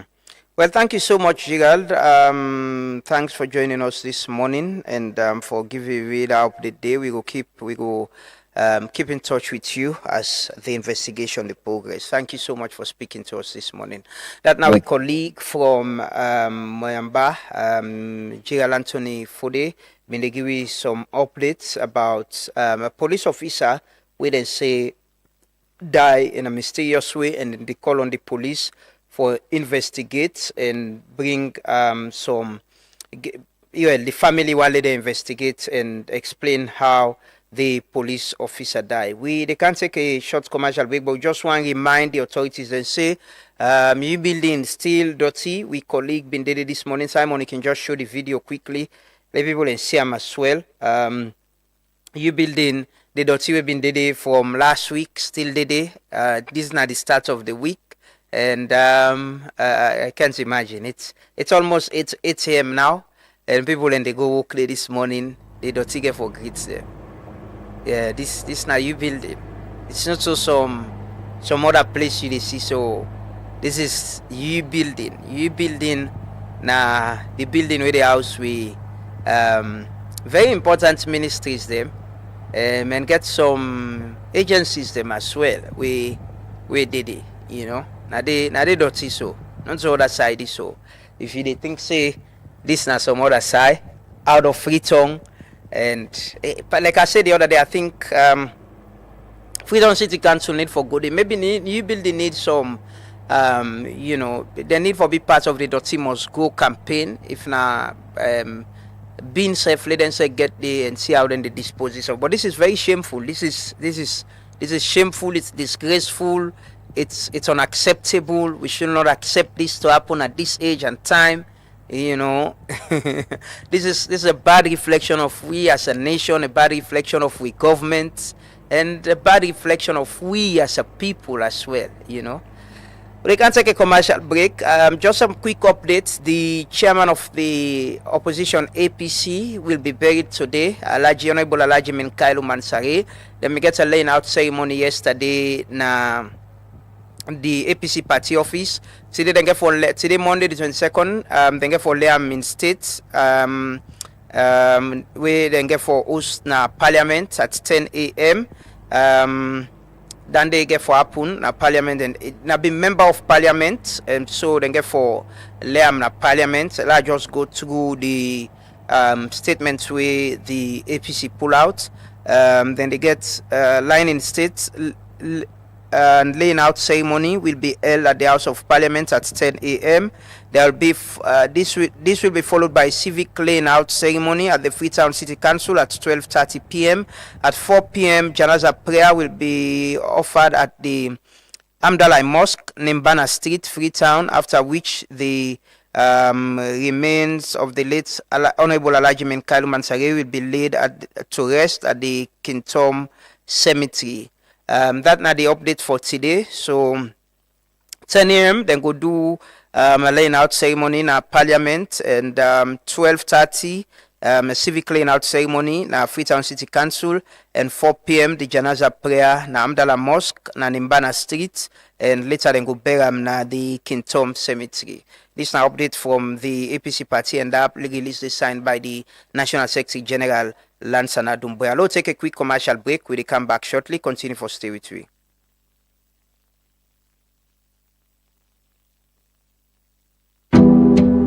Are you tired of waiting in long lines at the bank?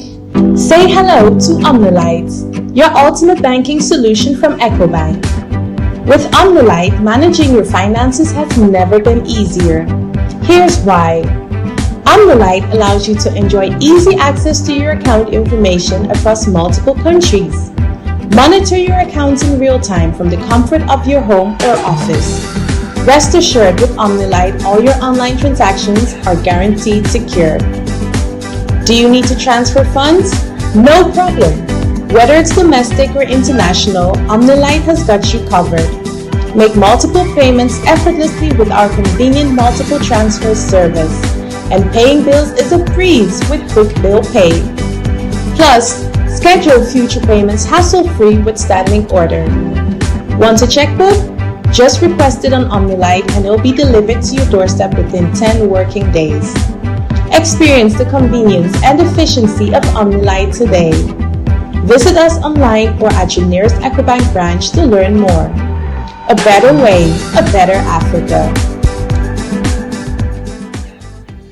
When starting your day, getting fit is the first step. When the hustle starts, nothing should stall you. When it's time to plan your future, saving should be easy. When you're ready to expand, no room for excuses. When your child needs relief, waiting isn't an option. And if it's you asking, no isn't an answer. Because for us, when it comes to banking, it's all about you.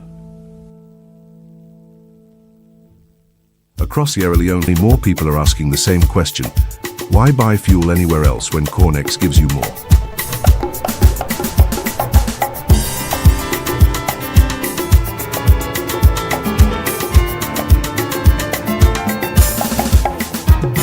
Professionally trained attendants who know service matters.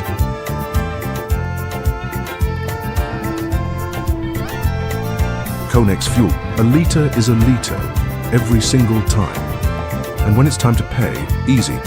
Pay with mobile money, Visa or MasterCard, or the Cornex fuel card. Clean restrooms, welcoming spaces. Every station, every time. Clean fuel, clean spaces, clear value. That's why Sierra Leone fuels with Cornex. Cornex retail outlets. Always clean, always professional, always for you. Fuel smart.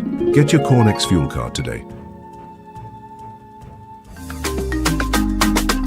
Proudly Sierra Leonean, proudly progressive. Have you heard of J-Man Group of Companies? Building businesses, creating opportunities, and driving national growth. J-Man, building the nation. Excellence and service in every step. fueling the economy and powering the future with J-Man Petroleum. Protecting lives, businesses and investments with J-Man Insurance. High quality tires and motor spare parts from J-Man Motors. Guaranteed safety and protection with J-Man Security.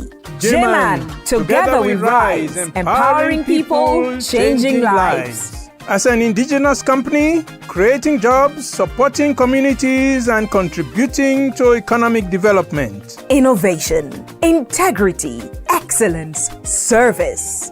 J-Man Group of Companies, proudly Sierra Leonean. Proudly building the future. J-Man Group of Companies, your trusted partner for progress. For more information, contact us at 2 Adelaide Street, Freetown, or call 090-580-001.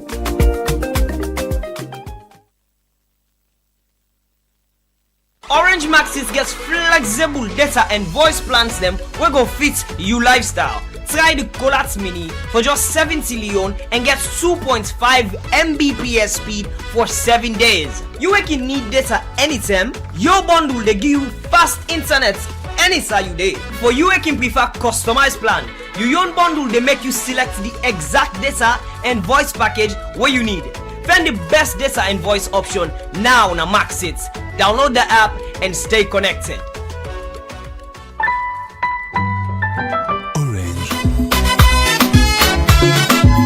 The National Protected Area Authority (NPAA), when at the office where government set up for look after protected area them na the country, they want all man where they buy land, build house, cut stick, burn charcoal, mine, cut mangrove, na the wetland.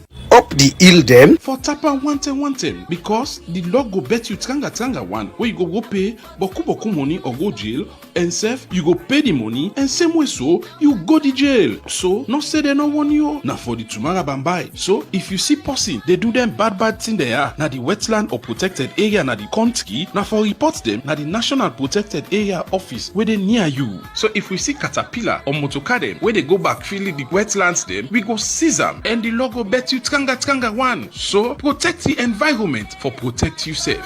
This message comes to you from the National Protected Area Authority (NPAA). In life's most difficult moment, you only deserve that key partner that shares your compassion. Be there for all that is necessary, providing dignity and respect. The Freetown Funeral Services is that trusted partner. At Freetown Funeral Services, we provide professional and dignified funeral support. From mortuary care, casket choice, hearse hire, to chapel facility, booklet design and printing, floral arrangements, and more. Allow Freetown Funeral Services stand with you when it matters most. At Freetown Funeral Services, we are committed to helping families honor and celebrate cherished family members. Call us now on 080 or 072 667722 or email freetownfuneralservices@gmail.com, or better still, visit us at Crossroad Ascension Town Cemetery. Freetown Funeral Services, compassion in every moment, care in every detail.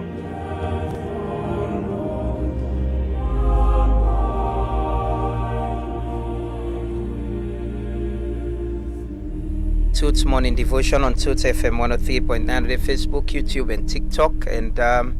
And we the broadcast live from the studios na Ilcots na Freetown. And thanks to colleagues in the regions for connecting for people in the provinces for able understand what you they discuss here. And we don't bring to the issue of Kailahun. There is an issue we need for address in this country. The issue of indiscipline and lawlessness. I have a lot of friends who ride bikes where they ride keke. I get a lot of party them way, people them way and know where they do them. A lot of young people are into it, but there is something we need for accept and realize. Say, police and law enforcement institution, as much as we get bad police officers them, but they need to be respected. Nobody no need for take the law into your hand. If you get an issue with law enforcement, go burn down a building, attack people. Police have no get right for arrest or just manhandle any other civilian. There is something that is brewing at this country we get for do with indiscipline and lawlessness where we know they pay attention to. We truly need for pay attention to them. Let me take quickly, we can talk to Dr. Gilpin of Rokel Commercial Bank as the Bank of Salone Bido announced the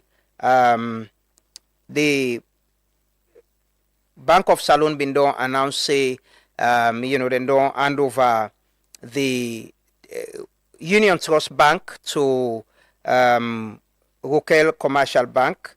But we can take that video there quickly where the bank governor will make the announcement, and we go come and can talk to Dr. Gilpin. But let me take this message for Mercury quickly. We'll come back shortly and take that video there, then we can talk to Dr. Gilpin. Continue for stay with me.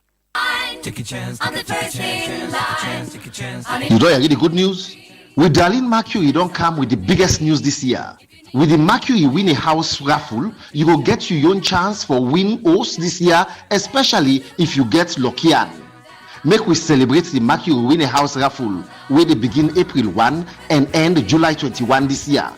For qualify for this raffle, you for play up to 50 leons where you buy it per online sports game, and up to 250 leons per the Vegas game them. The more you play, the more you will get chance for win. But you no go qualify for the Mercury Win a House raffle if na bonus money or free spin you use for play. You go only win with money where you pull in your pocket for play, and if you make sure say you bite inside this period where the game then they go on. Now for try hard and increase your chance for win this host na the Mercury Win a House raffle where they run between April 1 and July 21 this year. Play more Mercury online sports and Vegas game them and win more raffle tickets them. The more you play, the more you get chance for win more raffle tickets and get more chance for win host where Mercury don't put down. This na big one oh. Mercury Win a House raffle don't come for we. Sometime now you don't come so.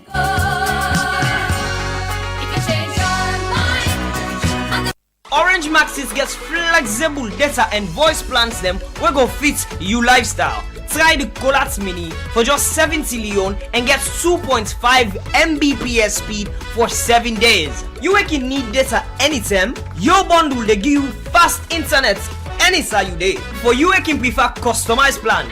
Your own bundle they make you select the exact data and voice package where you need. Find the best data and voice option now on Maxit. Download the app and stay connected.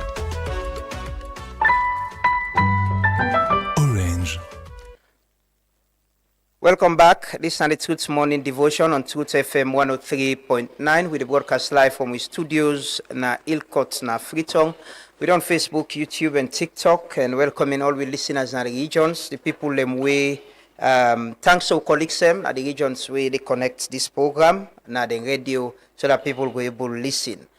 I get the pleasure for welcome na the studio this morning the managing director of Rokel Commercial Bank, Dr.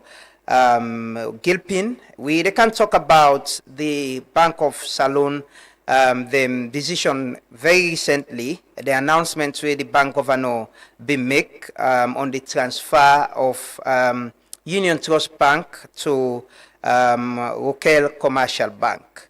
We went on the ask last week, say some people send message they were asking if the money safe. Then they want to know if the money safe. So the man we responsible for that, Goka explained this morning. Good morning, Dr. Gilpin, and welcome. Good morning, and thanks for having me there. Yes, it is a pleasure having you. And we see last week the bank governor being at a press conference, Usai make the announcement and give updates on how this come about and make the announcement say Union Trust Bank has been transferred to Rokel Commercial Bank.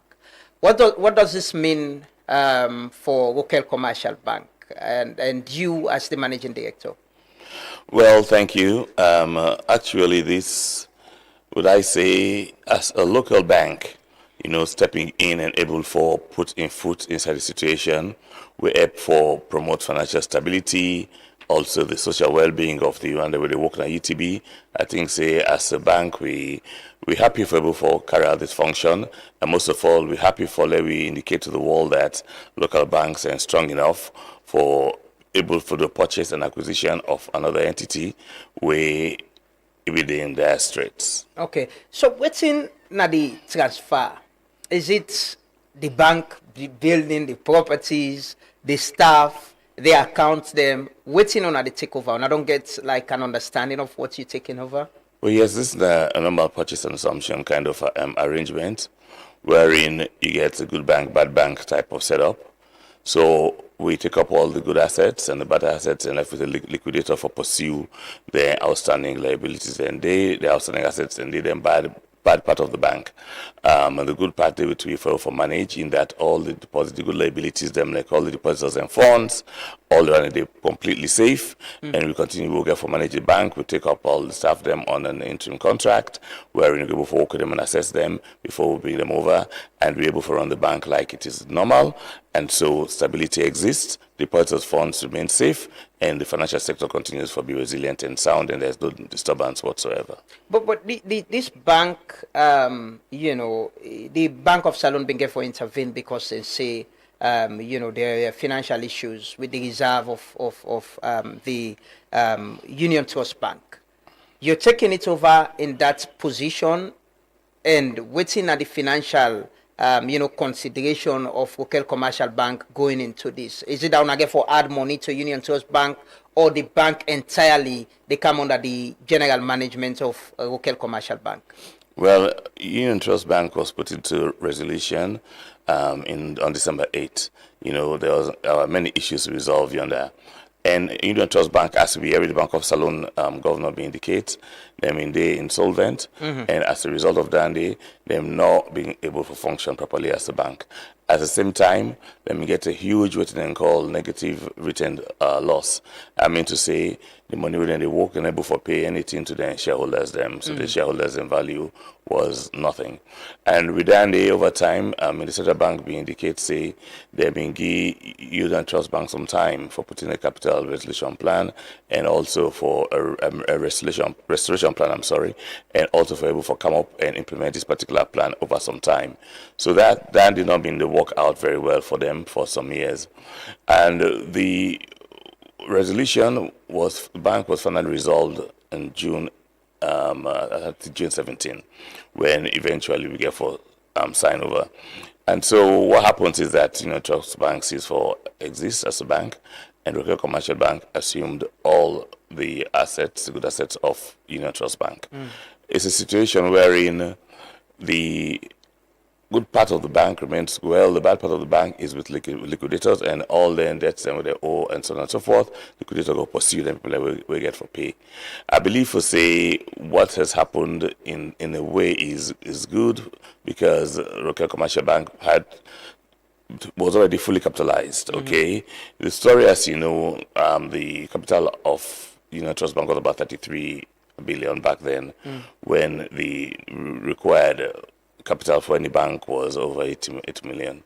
And then over time, the central bank gave a 3-year plan for let it go to 271 million by 2026 and 2027, and Union Trust Bank remained at 33 million over time. And so as the staggered increase in the capital was continuing, Union Trust Bank not able to meet its capital.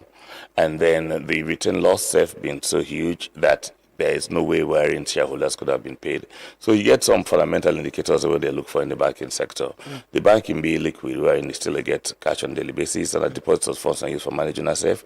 So the written earnings they will not get for put there for pay shareholders them, for use profits, for lay build up the profit going on what was not there.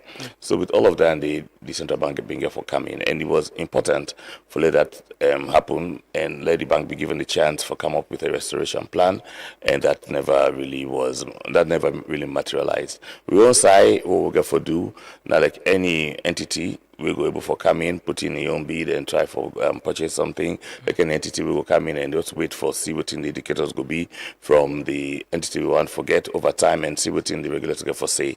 So over that time I think you had a long period wherein the bank was given an opportunity for try for restore themselves again, and that did not happen. So we just played the role of an acquirer and we just play the role. Now, show interest into this, into acquiring UTB, or now the Bank of Salon approach Union to us? No. Everybody had to show interest you about it independently. It's just like with something for sale hosts. Then you get information on this host, they for sale. You can see the information somewhere. Then you put in your own proposal for purchase this host. It was something like that happened. So you get interest in purchasing a bank where don't losses for several years. What the interest in that? Waiting at the potential where you see. As you say, you get the bank. We have the good bank and bad bank type of arrangement for this particular type of purchase. So you do not get all the bad side of that in the. All that is hived out, and the government took the hit on that one, and that is left with a liquidator for the manager side of things. The good assets is what we actually assumed. So the situation of the debt is not the bad debt. All those bad debts, no. It's not get nothing. No, get nothing for do that. It's with a liquidator. And I'm sure the regulator not going to foresee the bank will they assume this particular entity go worse off because of that particular operation day. So we're doing everything to make sure that Rokel Bank remains strong, even can grow stronger. And so the bad side of the assets them are not taken up by Rokel Commercial. What's the worth of the bank owner, the takeover? That bank really has some good assets. If you look at their buildings, the good liability, the depositors, cash, and also you look at the investment in treasury bills. There's some good part there. But the bad part where them you get, on the bad debt and all other bad things, them if you take all that you take all the good assets, take all the bad assets, put them together. The bank was bad. The liabilities were a lot more than the assets. And as a consequence, that situation, they're not for able, if all my say today, look, I want to come and take my money, and I sell everything, I give money, they're not able for pay. So in that particular instance, that buy said they boku pass the good side. But then in this type of arrangement, the bad side knock over to me. So in terms of, like I said last week, we mentioned this now, some customers, they ask about the money. I see later, before the end of the day, there were messages where they go around assuring customers on them phone safe. Them people their money safe, should they be assured that if they don't the bank with Union Trust Bank, with RCB taking over, their money then safe? Yes, you can be 100% assured that your money is safe, because what has happened is that Rokel Commercial Bank will assume, all these depositors funds them and continue to manage the bank just like any other day. Just that the area they breach the prudential so badly, the area then they don't be hived out. And Rokel Commercial Bank itself, they're in very good footing. It's financially sound. It's fully capitalized, in fact. So it became a viable entity for stepping inside this particular arrangement. With all of that, the depositors can be assured, say, all of the deposits then remain safe. And the bank operates under Rokel Commercial Bank now. And all the goodwill of Rokel Commercial Bank will be taken over to, the former Union Trust Bank. And operations will continue just like it was an entity where grow, like Rokel Bank don't grow into a bigger entity now when they assume Union Trust Bank. So the culture of Rokel Commercial Bank, the service of Rokel Commercial Bank, and also the look and feel of Rokel Commercial Bank will therefore be extended onto all UTB portions that will take over. So effective that day where the governor make the announcement, UTB is under your control now as managing director? Yes, it is. In terms of management and the infrastructure, they wouldn't get the branches, they wouldn't get the banks there. Now, Rokel Bank staff, then right now they operate and provide management, now them banks and they. Well, the Union Trust Bank then still staff then still there, but Rokel Commercial Bank staff embedded with them as I speak.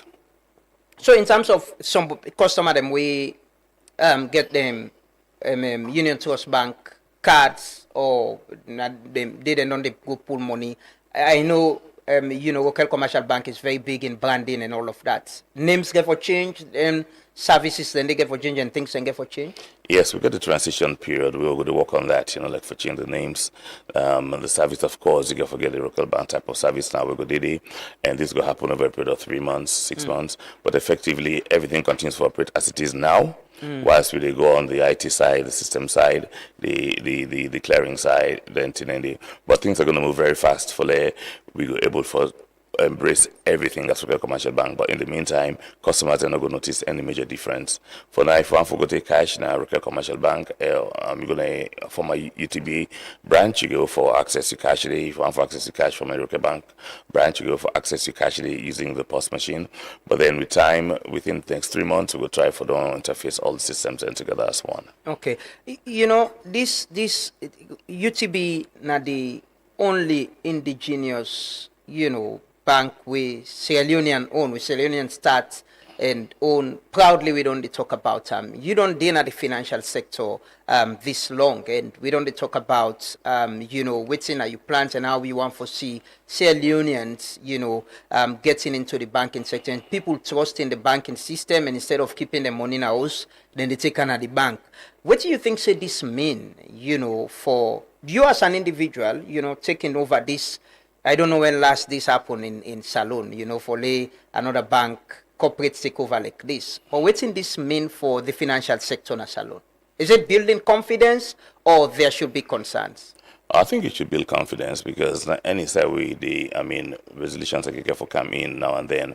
But what thing I think say make confidence for the way how this was handled, we're able to ensure say staff then continue for work, depositors and funds and safe, the bank continue for operate, albeit under a new kind of leadership.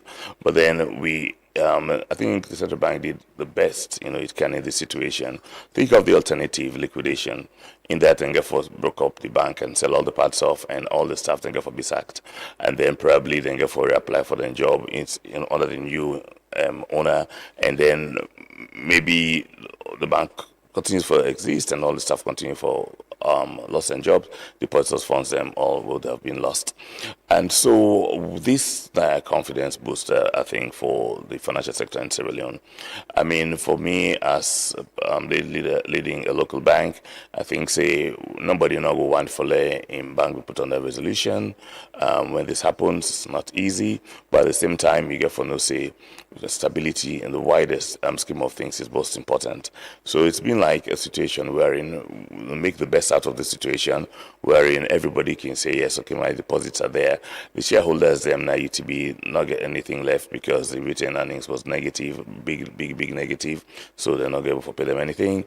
And I believe for say the outcome of this, we'll see now for bring stability and efforts in the message say we continue to move the financial system in Sierra Leone forward, and this particular impact of this particular resolution has really been cushioned, and everybody can feel say yes, we have managed our situation quite well, and we're able to continue to move the financial sector forward with really robust stability. What will you do differently in buying over, taking over a bank where they're at a loss for several years now, to the point that the Bank of Salone get for intervene and put them up, say, let me get another bank for takeover. With your experience, what will you do differently? Well, I guess it's like you get try for watch particular triggers them where it can cause problems. One is really the debts that people like you can't take. Normally we can say we don't give out bad loans, but good loans go bad. And it can be kind of eerie and scary when big loans are given and repayments are beginning for falter and stutter. And at the end of the day, they can begin for show indications. And we got that things like your open position, your efficiency indicators, your risk indicators, the risk tolerance level, where you get for do, your compliance indicators them. So you have to always be looking out for them particular red flags them. Yeah. So if you're able to put in effective, management, it really helps you, because like I always say, you learn from one crisis, something will go for stabilize you going forward. In any sector, any situation, like we've been getting crisis them in America, get the subprime lending. It was also subprime lending that caused a problem. They learn from that and then bring in different standards them in the financial sector, financial management. You get Basel 1, 2, 3, 3.5, Basel 4. All of these things come in because there are problems them. So we took effort now for learn from the mistakes that had been made, then put in place things that we go up for curtail this type of problems going forward. But then, I mean, ideally, normally in any economy, you can get shocks time, you can get bubbles, you can get bursts, you can get sin clients and anti-clients, but you have to just continue moving forward and watching your indicators then. You had in the past the Asian crisis, it came out of something we then call connected lending way back, and these are things that they're not be understand, say this can happen, we get connected lending to one man can for call up the debt to come up from the same source, it becomes a big problem. So look at these indicators then where we don't know, look at the red flags that we don't know, we strengthen the risk, enterprise risk management, and of course, over and above everything, get the regulator safe, we normally come knocking at your door for watch your books, watch your performance, and watch how you manage your entity. So that's what we get for continue for do, for make sure that the sector remains sound, the bank remains sound, and in this situation where we able for salvage in this, under this resolution, we try for making our occur again at any other Is there capital that RCB will infuse in UTB for put some to side for this? Well, yeah, under the capital base, say Central Bank gave 3 years from 2024 to 2027 for the capital base come out from Usaibin Day to 271 million new Leones. So it's staggered, so banks and they do that now. Where with Rokel Commercial Bank in 2024 itself, we were able to raise our capital from about 90 million to 271 million. So that capital base is what we're using currently now to assume UTB. So the average person for come with almost about $25 billion for the bank, but we'd already done our capital side of things. We are already there. So that sorted out the capital problem immediately. As soon as UTB was swallowed up by Rokel Commercial Bank, the capital base was solved. But they're shareholders, right? Yes, they're shareholders. Waiting for forbidden role in this. Is it that you're taking the shareholders continue to be shareholders of RCB as well? No, the shareholders, unfortunately, they get nothing. The shareholders who of UTB. Yes. They have nothing in. No. So then you don't cease for operate. Yes. Minority and even people that we get high stake in the business. The shareholders lost everything. How about the workers? They've raised serious concerns about their welfare, their livelihood.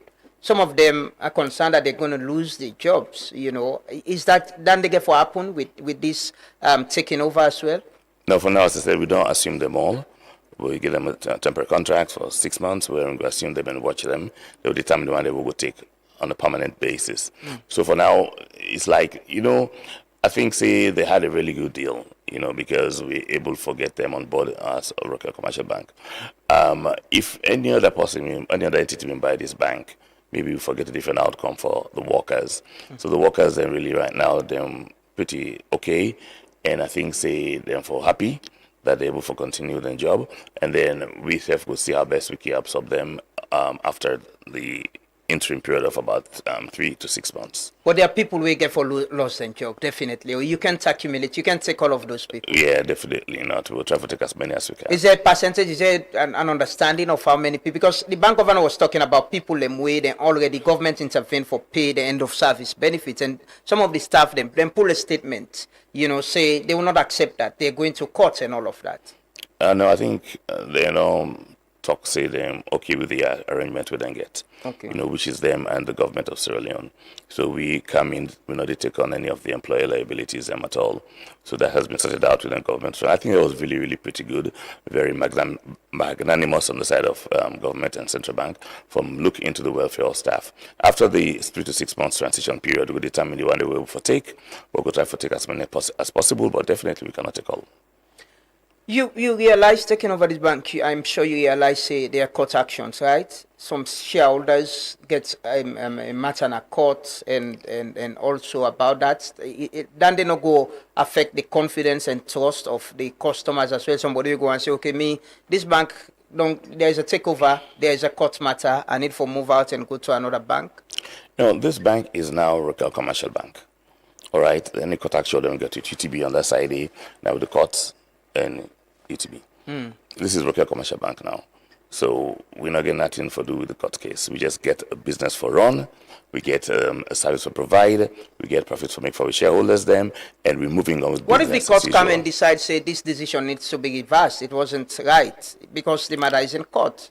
That is up to the courts. They do the business as an entity. We continue to move the bank forward. The central bank has made the case. that this bank was insolvent. The bank had huge negative written loss. They could not pay the shareholders them. The bad side of the bank was so big that they sell everything off and not able to pay depositors them. And so that aspect of the case is with the with the regulators and whosoever they sue on that part of the Rokel Bank is not part of that lawsuit. Okay. So they do the job we'll get for do now going forward. Is there any understanding or conversation? There's been talk about this is a legacy bank, established by an indigenous cell union. We don't in the financial sector for a very long time, and there's been talk about maintaining its legacy, the name and all of that. Is there any conversation around that? Say there is any part of UTB that will retain, say, okay, we get this name, we go retain, we not go change the name at all for, maintaining legacy?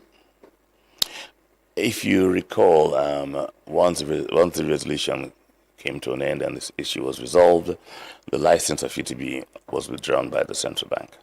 So UTB as a bank ceases to exist. All right, and the acquirer, which is Rokel Commercial Bank at this point in time, can take over those aspects of the bank. Mm-hmm. So gradually, everything has to change to Rokel Commercial Bank, and the fact that license no longer exists for UTB means that namely as a bank can no longer exist, unfortunately. And so the issue of the name with time has to become Rokel Commercial Bank.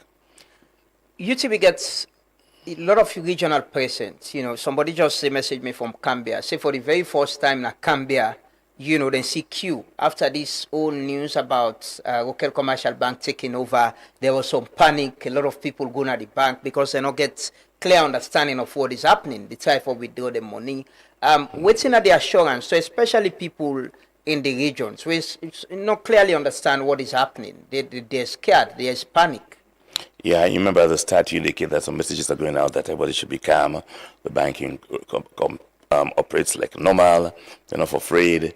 So when you get your account at UTB, it is safe. Your deposits are safe. Operations continue as normal. Mm-hmm. Just that now it's becoming Rokel Commercial Bank.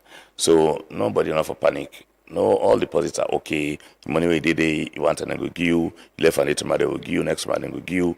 Just as normal. Mm. Just that now the key operators of the bank now Rokel Commercial Bank, but all the staff of UTB then still remain there. So with the customer, they go then still they see the staff there with them they're used to. Then still they see the face there with them they're used to. Mm-hmm. Then still get the same friendly smiles then from the UTB staff then with them they're used to. Mm. But the only thing now with time, it has become Rokel Commercial Bank, but everything else remains the same. The culture of Rokel Commercial Bank we get for Karanguri. The style of Rokel Commercial Bank we get for Karanguri. And the way they with the bank with Rokel Commercial Bank now they know Rokel Commercial Bank. It's in a friendly bank, it's in a people's bank, in a bank where all man declare for going to their business, and a strong and resilient bank. So that same kind of scenario they will be taken over to UTB, former UTB now Rokel Commercial Bank. But no need nothing for panic. Everything you see like last week, ever since the announcement came, processes have continued. Mm-hmm. Deposits have been coming in, and the lines are not shut now. People are not the rush for the money. They understand, say, the bank is in the hands of a good bank, when I Rokel Commercial Bank. And does this mean, more capital for Rokel Commercial Bank, as I mentioned, assets, customer base? UTB gets a huge presence somehow, across the country in a different part. They must not even get branches. They've been competitors somehow in the market. I mean, you order capital for Rokel Commercial Bank, additional capital. No. As I said, we are fully capitalized right now, so no need any other capital again, of course.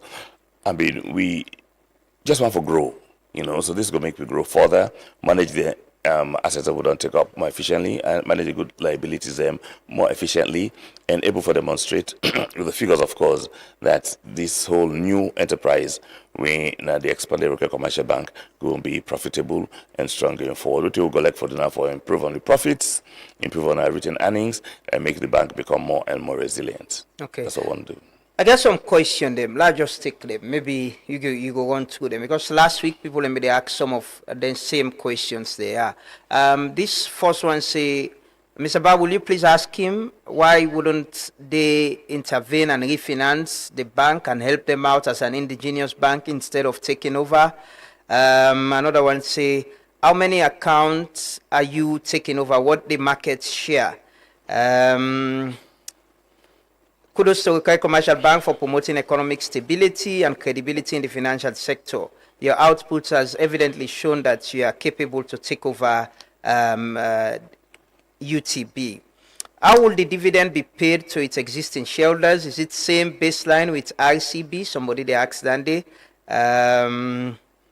So in effect, there are no shareholder left when the acquisition was done from RCB to UTB. Please, Mr. Bao, we want to know who are people who are not in the country who have accounts with UTB. What are the plans for us and how can we understand better this takeover? Dr. Gilpin go respond to that. I'll take one final message, then Doc go respond to some of the questions. So what the value of the bank that you're taking over, especially when you keep talking about value being negative, and that is why shareholders have nothing? Thank you so much. First question is why they're not going to just infuse capital into the bank rather than they use this whole purchase assumption kind of arrangement. Well, that is a regulatory position. You know, it was a completely private sector bank, and as a private sector bank, now you get for make your money come, now you get for come with your capital restoration plan, and you get for implement your plan. Okay, so at that point in time, it was a decision where the decision where within the laws of Sierra Leone where the central bank being take. Secondly, they asked about the shareholders, and again, the dividend we will get for pay to them. We don't get nothing for with the shareholders. The shareholders and value being don't be eroded over time. And at the same, the UTB used to do their audits. They had their audit report done, and they had the AGM. So the shareholders them over time with the CD audit report and with the CD figures in the AGM them. So I think they could have asked questions then back then. You know, then the other one about the value, they take as I say, we take over the good assets them, the assets and the good liability. When I did depositors funds them, the bad side of the bank is with the liquidator for pursue, the one that will owe debt, etc., etc., etc. And then they also asked again about the assets, because you say you keep, let's see. The bad assets, as I said. Yeah. We not take over the bad assets. All the big losses that we make, those are on the bad back side of the law. When they have this kind of arrangement, this purchase and assumption arrangement, it's split into the good bank and the bad bank. Okay, so the bad bank goes to a liquidator, the good bank is purchased. So now the good part of the bank we have purchased. So we were saying what the value, what the value of the bank where you take over? Yeah, as I said, the value. You want an actual figure? Yeah, if possible. Well, all I can say is that if anybody had to come to that bank for buy the bank, they will bring about 25 billion for buy the bank the dollars, and we are fully capitalized, so meet the full capital base. And there was also a consideration, say, for Rokel Commercial Bank for pay, where I think was quite significant, but I'll not go into that. Does this mean more shares to existing shareholders of Rokel Commercial Bank with the acquisition of UTB? Well, I think for now the shares value, with 65% government and 35% shareholder and private shareholders, that will remain the same. Okay, the returns to shareholder will depend on the profit that we're going to make, so that will increase the dividend we get for pay to shareholders at the end of any financial year. So I believe, say, if you operate the two quite well, the profit is going to grow. When the profit grows, definitely dividend payment is going to grow. So it will be an increase in dividend payment. The bad debts we talk about are these. I think I listened to one of the shareholders of UTB being they talk about. There was a time when they get for finance government project them, and it's affected. Way government change, it affected them and having people to pay back. The bad debt them way they talk about is are they in what capital? Are they in what state? Which kind of debt will they talk about? Is it about a customer will take overdrafts, or somebody will go take loan for some capital intensive project, or for some business, or even government institutions? Yeah, it's a mixed bag. I mean, some of them are overdrafts where they not pay back, other one are loans and we then take on big loans where they're not for payback. And all of them, and they make the situation, of course, going to be bad because you can't recover the debts and normally the reasons for that can be varied, like they explained, some of the government projects or funds, so on and so forth. And this happens over time. And when you get bad debt, they give a provision for the bad debt into your profit, and that eats up your profit quite significantly. And a day the problem can start, where they give a provision from your own profit for them bad debts and that's probably is one of the things that will be happening to UTB. But the reasons why they went down is for anybody to go look and make their research. It's not for me to say. The information is out there. You can go and Google it. You can go and look at the accounts. Let people go look at the accounts over the past years and see. And that way they will get a better understanding of what in financial soundness or weakness of the institution. The bottom line is that the regulator is the regulatory arm. They look after all the banks within the sector, all financial in the sector, deposit taking, non-deposit taking financial institutions, all of the under the remit of the central bank, and they do what was within their right for do. And the one they want for ask questions, them can go out there and find the information. Look at their accounts, look at their figures, look at their potential, look at the indicators, look at the efficiency ratios, and see how you go assess the situation. So the bad debt really is the reason for that, the origins of that all day. I guess at a point in time, the fellow were giving out good loans, but they came out bad. And all of the issues will be impede against the continued existence of the UTB. The information is out there. People go read and explain. We as the one day we don't do the purchase and assumption, not a we own job for come explain why it went down, how it went down, and those kind of things. In the central bank and press conference, it was very, very clear. It was very well articulated at that particular point in time, so they can go and ask for the press release and read it. You see, we now don't purchase them, we assume them, and our job is to run the part we've taken efficiently going forward. And as a local bank, a strong bank, we want for continue like Dandy for make we as Sierra Leoneans proud. There are some legitimate concerns out there from members of the public. UTB is a bank we've known as the only indigenous bank. We start from scratch by Sierra Leoneans, built as competing with some foreign banks as well, and even Rokel Bank and Salon Commercial Bank.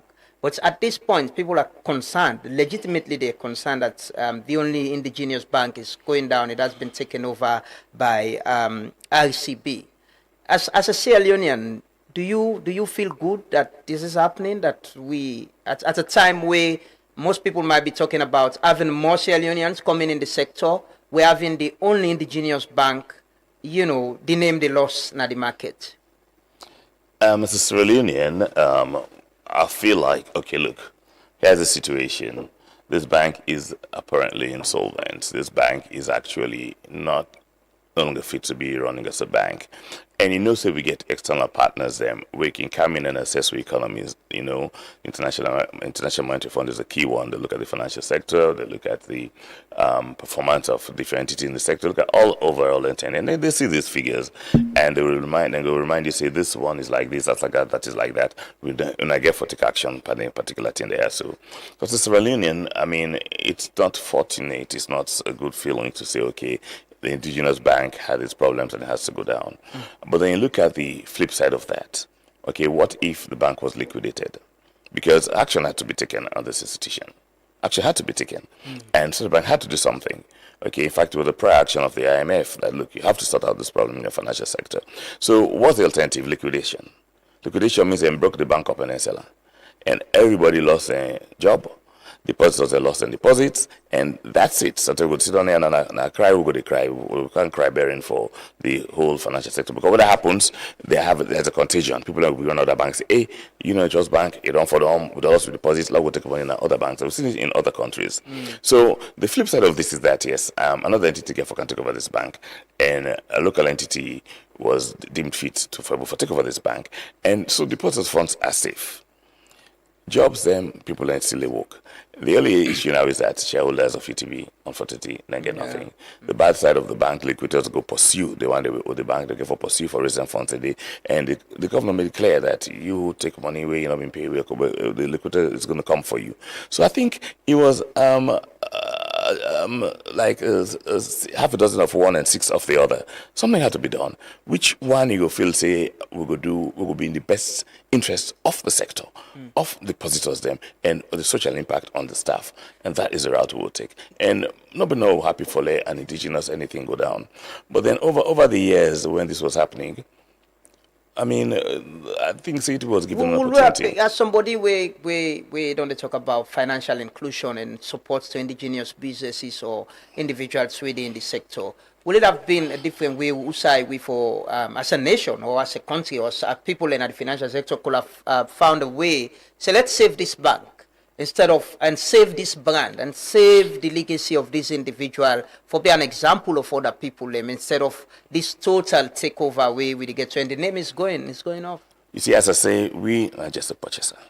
The regulator from what every central bank said, I'm not going to be over 6 years for come with a capital restoration plan and implement them. So not for saying that just overnight it happened. So this problem we don't do from way back 2019. 2018, problem we don't do, but nobody for let a local indigenous bank go down. So opportunities were given. Come with the capital restoration plan. Come with the capital restoration plan. Come to the capital restoration plan. And so not to like for say no more, but just glad if is happy no.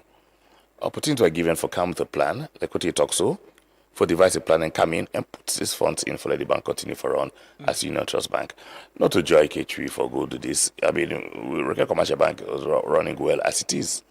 You know, we're not really been need for go and do any other thing. Is this more responsibility? Yes. More pressure for... Definitely. And also, I think, say, we have for save the face of the financial sector, save the face of the staff that they work there. We have for able for save the face of depositors' funds. So, in other words, our action helped. The government action helped. And our central bank's action helped to bring and sustain stability in the financial sector. So, what will I talk about? For they were given over 6 years for capital restoration plan. But as I said, not we own part of things, and the regulatory part of things. We just say at the end of the day and say, okay, there is this possibility, and put in a proposal for purchase, which we did. And as I said before, it's not anybody's plan for let somebody in house go for closer. If you see this person not pay in debt, then go for sell in house off. You will buy. You know, I know why you not sell. Why not pay? Then say this house day for sell. You buy. Okay, you buy them at a deep discount because the person be owe somebody something, you not pay. So you will come see say this problem come. You say, I really feel sad about it. But then what action I get for do at this particular point in time for make clear the situation stabilize, you know, and for make people not get for cry that way they. So pull cry what people AI, make the depositors happy. And everybody knows now the bank is operating just as usual. That's the way I think the public for understand. The reasons why I make over 6 years, I mean, ask for what me every central bank talk. Get to ask them, bring a capital restoration plan. Bring it in, because it's a regulated entity, not a corner store. You know, not to any corner shop where you go say, you go wake any day, you carry open your lock. This is a regulated entity where a regulator, they will watch how all the banks and they perform. That's a deposit-taking financial institutions, non-deposit-taking financial institutions, all of them, they're under the arm of the central bank. Okay. So that side, the central bank can talk about them. But I believe for say, the stability we see now, we take God thank you, we're able to experience them. Should say Leonians where they think for invest in the banking sector, get trust in them and get hope for the financial sector, say, we'll get to a point where, indigenous Leonians can come and establish their own and it be sustainable? Yeah, why not? The potential they do? Yeah, I believe so. I mean, let's take the local banks, and now you get Civic Commercial Bank, you get Rokel Commercial Bank, you get, UTB is now become Rokel Commercial Bank, you get commercial mortgage. You know, the sector itself, in any business, you get the unique peculiarities of that business thing. You know, so you understand this is the banking sector, and I get for run according to the indicators there. So you get able for any bank, and your bank is able for do well. You for any bank, the bank can get difficulties then. Resolution not only salon need to happen. Resolution happens in Ghana, it happens in Nigeria, it happens all over the world. In that people only go from put their banks in place, and then can get problem them. Sometimes able the regulator increase the capital requirement, you never forget her. So some banks they give you merge together for come to make one bigger bank. We've seen it in the sub-region. For Salon, this resolution is about the first major one like this, where we don't get, and I mean, we don't do it now, we don't see how it went. And you don't mean to say that only Salon this they happen. Go look all over the world, then they get that kind of problems there. So, and then can get for going to resolutions, they get for going to liquidation. Sometimes they even, when I like the first world, then this whole period will take 6 months or they take 1 week. They're not done, they're not sorted out. The one don't left for exist, another one don't exist. So not only for Salon. You see, and this sort of an area where you go say, like, oh, that's a lot of people there for Roma. No. All over the world, you get their problems there. So, Okay. and then they do resolutions, and then they take over entities, then get they merge entities, and they close down entities. It happens all over the world. Finally, waiting to be your message to the customers and people who get account with UTB when now they become ICB customers. Waiting at the timeline for possibly the changes in management and all of it. Waiting at the assurance so you want to get to them. The chance where I can give to the public is that we are running the bank as usual. Secondly, the interfacing of the two systems is going on right now, and we'll soon give you an update as to when it's going to end. We're not going to begin foresee just one system. So we get for integrate all the UTB systems onto the Rokel Bank platform, and we get for give the customers the opportunity for letting them know that this is happening. For the cash withdrawal, you for do that right now. Now almost any UTB branch you go, you for use the Rokel Bank withdrawal, you for use Rokel Bank, you for use the UTB and withdrawal. But on the clearing team, they all intend we work on them very, very fast. So pretty soon now we'll see everything harmonized and become one, and work is moving forward just like yesterday. There should be no panic. Not at all, no panic whatsoever. Okay. Well, thank you so much, Dr. Gilpin, the Managing Director of Rokel Commercial Bank. We don't take over Union Trust Bank now. We try to get the Bank of Salona this conversation as well. Hopefully, we'll get one of the people from there for come answer some of the questions them as well. Some of the questions in our Facebook, I'm sure, are questions that they should have to answer to. Hopefully, we'll get them at the program before the end of this week. But thank you so much, Doc, for joining us this morning. We'll take a quick commercial break. We can talk to our next guest. Continue for Stay With We.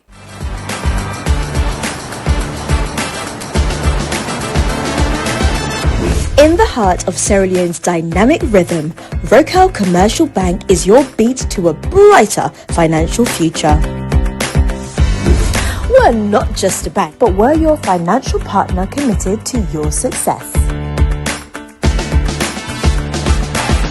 We've got the financial tools you need to rise higher. Our team is here to serve you with speed and a smile because your time matters to us. So, are you ready to unlock financial prosperity? Highlighting key banking services such as Keke loans, combo account, fixed deposits, SME loans, internet and corporate banking, from savings that grow your dreams to loans that fuel your ambitions. Demonstrating fast and friendly customer service, showcasing cutting-edge banking technology and ATMs. Access your money anytime, anywhere with our state-of-the-art technology and a network of ATMs. Our Rokel SimCopper app puts banking in your hands, where you can pay for EDSA, AfriMoney, Orange Money, and pay bills including school fees and make transfers to other bank accounts. Remember, you can also experience Rokel e-banking today. Then join us now. Visit any of our branches or explore our website. Rokel Commercial Bank, your bank of choice. This is Yvonne Akisoyer, Mayor of Freetown, and I come to tell the residents of Freetown, Freetonians, dirty must go. So waiting will do about that? We will not pass that new bylaw. We mean say everybody for register with the approved service provider. If you don't know you own, then you for dial 8244 or go to the FCC website for find out. For call them, let them come and register you. Payment will be done using an app, online payment, cash business not a day again. If you want a bin or a bag, you will able to get them from your service provider, where they all now don't customize and make them standard. But if you want to use what you get, then they said, all right, we want to let everybody member say, this na law. And because na law, FCC don't sign MOU with the Sierra Leone police. Now then serve the EPWI for enforce. Not give you dirty to then push for them with the ala clean salon. Freetonians, let everybody register with an FCC approved waste service provider. Let we work together for ensure say dirty must go.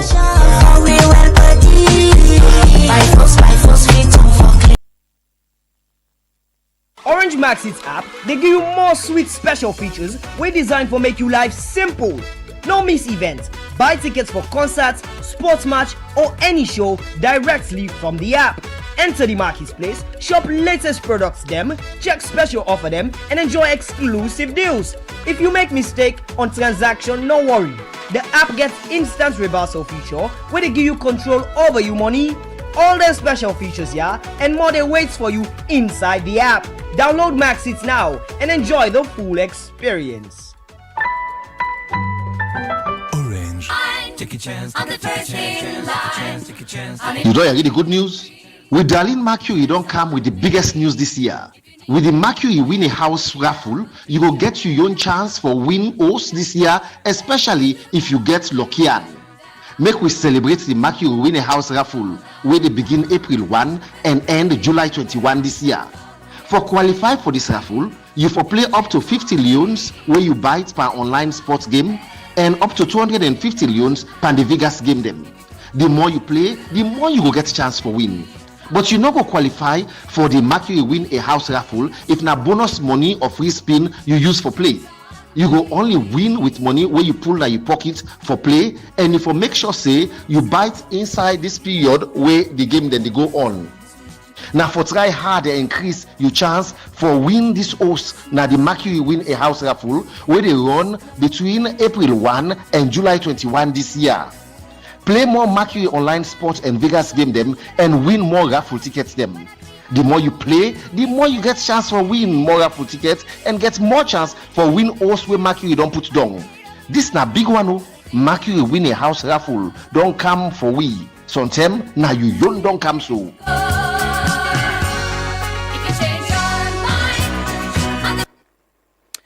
Welcome back. This is the Truth Morning Devotion on Truth FM 103.9. It's 9 a.m. and we're broadcasting live from our studios na Ilcots na Freetown. We're on Facebook, YouTube, and TikTok. And we partner radio stations them right across the country. This morning, they can talk to our next guest, Kate Countries, we na the co-chair na the Miatta Civic Center Advisory Council. The Miatta center now you building I've been going to talk about and this morning and the Ministry of Civic Information and Civic Education we don't make some announcements the name change of that it will be a civic center outside young people them go get a platform outside and they go and express themselves whether with culture, art or different things. Open mic, I like watching that as well. But Kate don't they lead the team with the help for transform that place there. So this morning they can get some updates on the transformation process. Good morning, Kate, and welcome. Good morning. Thank you for having me. Thanks for coming again. So far, what the progress? Where are we with the transformation of the Miatta Civic Center? Sure. So first of all, those who maybe are not aware, the Miatta Civic Center is part of the vision of His Excellency the President to create space for people to connect with each other in civic life, meaning not commercial or business life, not necessarily governance, but something outside of that brings us together in shared purpose. And it's important to have physical infrastructure for that, physical infrastructure for meeting, connecting, learning, growing, development, that kind of thing. So the Miatta Civic Center falls under the Ministry of Information and Civic Education. And when that change was made, it was decided to look at the physical infrastructure of the space and find a way to really modernize it and to transform it into a place where people can meet for those purposes. And in particular, young people, as you mentioned. So there have been a number of processes put in place to do that. First of all, the minister and the ministry convened an advisory council of advisors from across creativity and the arts, civic life, social impact, technology, governance. Quite a robust group of people who are very impressive and who themselves have demonstrated delivery on different aspects of civic life and the work that they do. To come together and advise the ministry how to move forward with this project.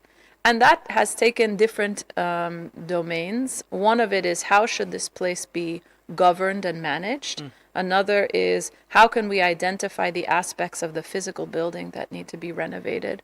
And a third part has been about how to make it even more accessible to everyday people in Sierra Leone. And so bit by bit, we've been trying to make progress.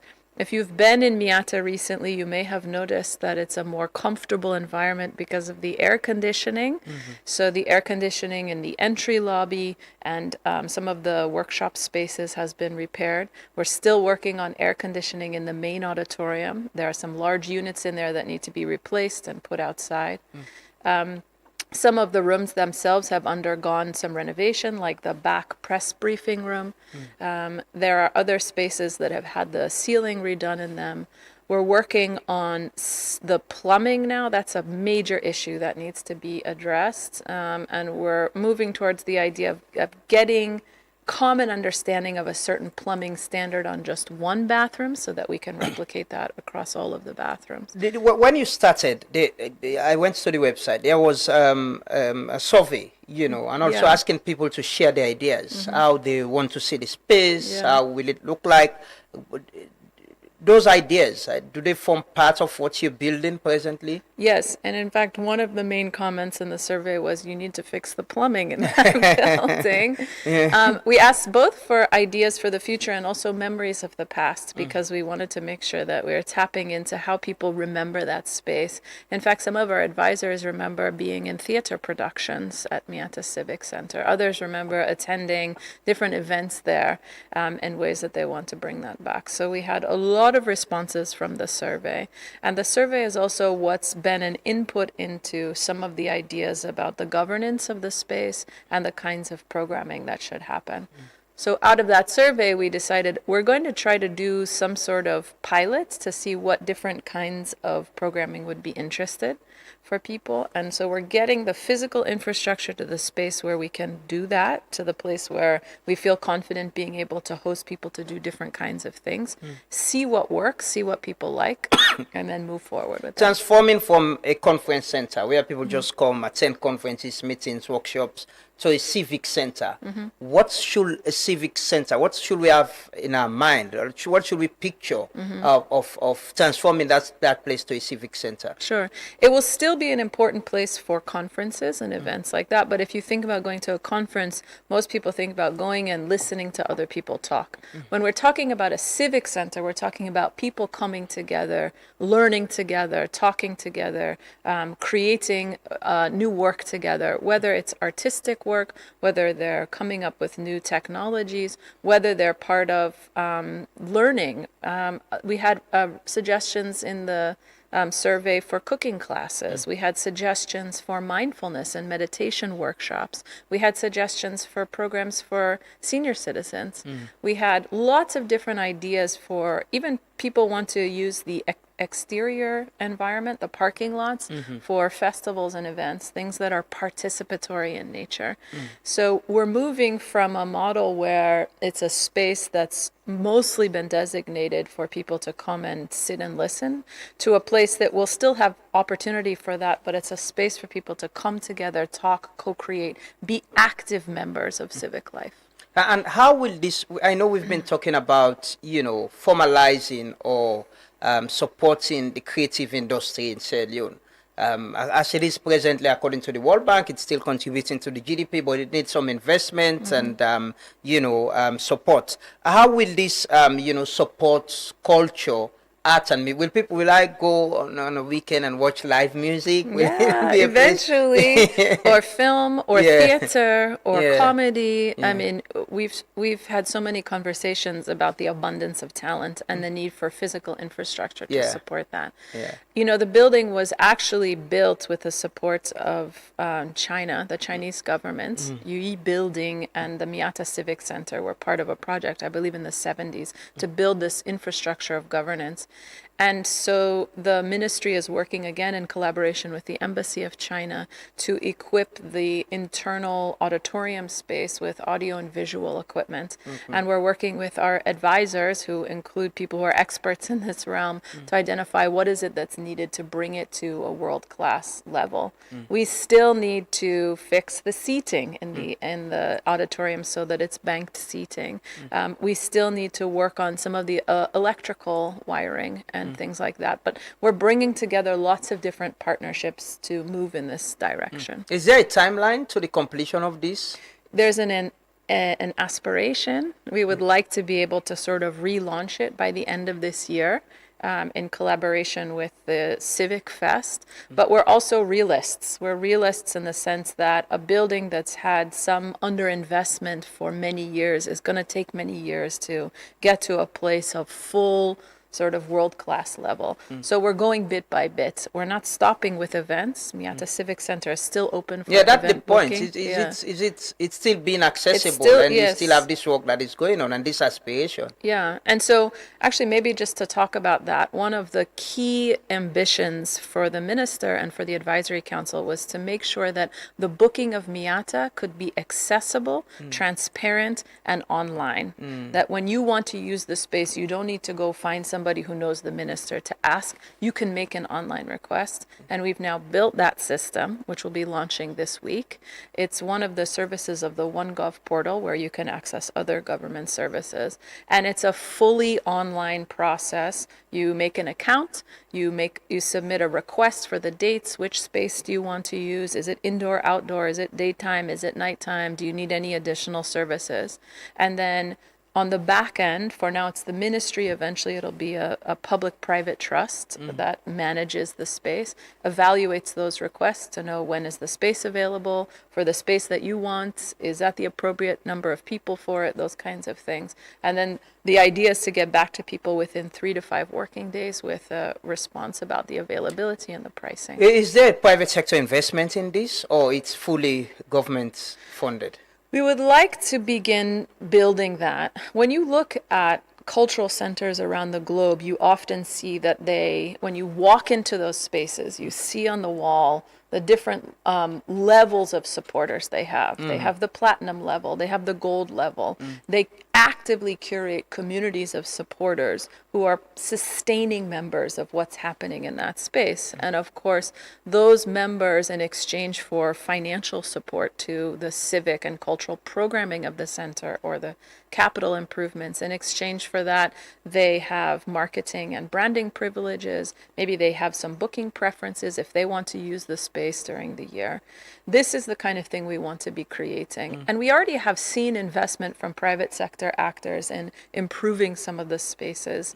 Just a recent example, Africell, for example, held the relaunch of Sierratel at the Miatta Civic Center. And they've built a new kiosk there. They raised the stage, so now it's easier to see people on top of the stage.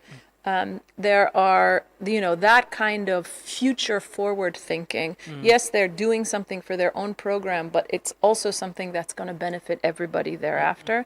That's the kind of thinking we want to cultivate with the corporate And the circle. council is open to that, to some private sector involvement or Yes. support or investment in this space. Anything you look at in civic life is usually a public-private collaboration, right?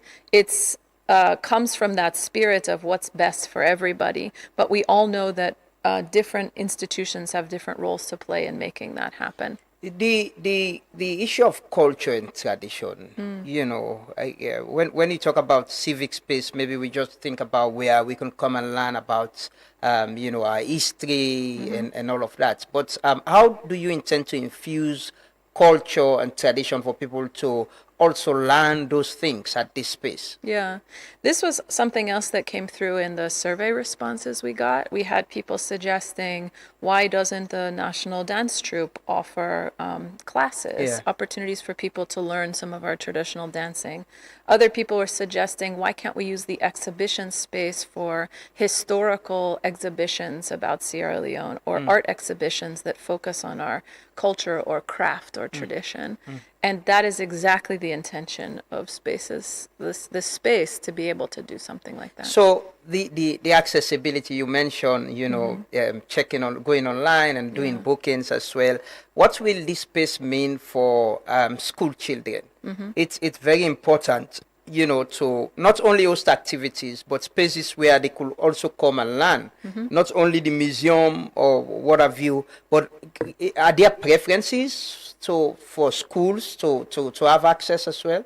Yeah, so I mean, one of the amazing things about creating a space that has active youth-focused programming is that you can invite school groups from different schools for regular kinds of activities. What if there was a Learn About Sierra Leone Day where you could use the kitchen to learn to cook some of our traditional foods, go see an exhibition with some of our historical artifacts, and maybe visit the technology or digital innovation hub to learn how to do some coding, to work on an app that solves a problem in everyday people's lives. That's kind of the vision for the place. And speaking about accessibility, we have to put additional attention into the physical infrastructure of the place. It's not currently accessible really for people with disabilities. Disability, yes. So there is an agreement in the current contract for refurbishment of the center to put in an elevator into the building, which will allow accessibility between the different floors. We are awaiting an understanding of when that lift will be put in place from the contractor, something that's been committed to. But we also want to look at other forms of accessibility, whether people living with visual impairments or hearing impairments. Yes. Be thinking about the space as something that's accessible for people who live with different kinds of abilities. And sustainability. Let's talk about energy. It's very important. With all the plans you're putting together, the issue of power yeah. to keep that place. I've been there. I've been at events where Elsa will take off the electricity and everything will go off. They need to wait again or make calls to get energy. What the plan on that? Because that huge investment that will be going in there. What's the plan to ensure that power outage doesn't destroy the equipment or whatever that will be going on there? Yeah, this is a common challenge for so many institutions. We do have a generator that does supply enough power for the events for the most part. As you mentioned, when there's changeover between EDS and the generator, it can disrupt programs. That's not good. And ultimately, over the long term, it would be nice to start powering at least some of the elements of the building with solar power. So if you've been listening to me and you are a corporation that would like to be involved in the corporate circle, you can start to see different ways that you could contribute. You could come in and fix the plumbing and everybody would love you. You could come in and provide solar power. You could come in and be the person that helps, turn the internal auditorium into this gorgeous world-class space. That's the kind of partnership that we're looking for. And we're not only looking at corporate actors. Like I mentioned, we have the partnership with the Chinese embassy. UNDP has also come in to support. I see the ED is part of the council as well. Yes, they're part of the council, and they've previously supported the ministry. They're doing something that's the hidden stuff you don't see. That's the kind of organizing and managerial operational capacity to actually run the place. So they've provided a grant to the ministry to support a kind of bridge, 6 months of bridge support, to have a coordinator put in place and a team of volunteers who will be the Miatta Civic Center fellows, who can help really put operational practices in place, be overseeing the facilities, community facing, the marketing, the different realms of getting this institution from a place that's been a sort of side project of a government agency into something that's fully owned and run by a and public-private profitable trust. too. And profitable for its own sake, not to make anybody rich, but to then let's get the profits from a series of good events and invest them in turning. It's fascinating, this space. I don't know if you've been on the upstairs area. Yeah, you can see a set of translation booths. So when the place was built, there was spaces for people to do live translation in I don't know how many different languages.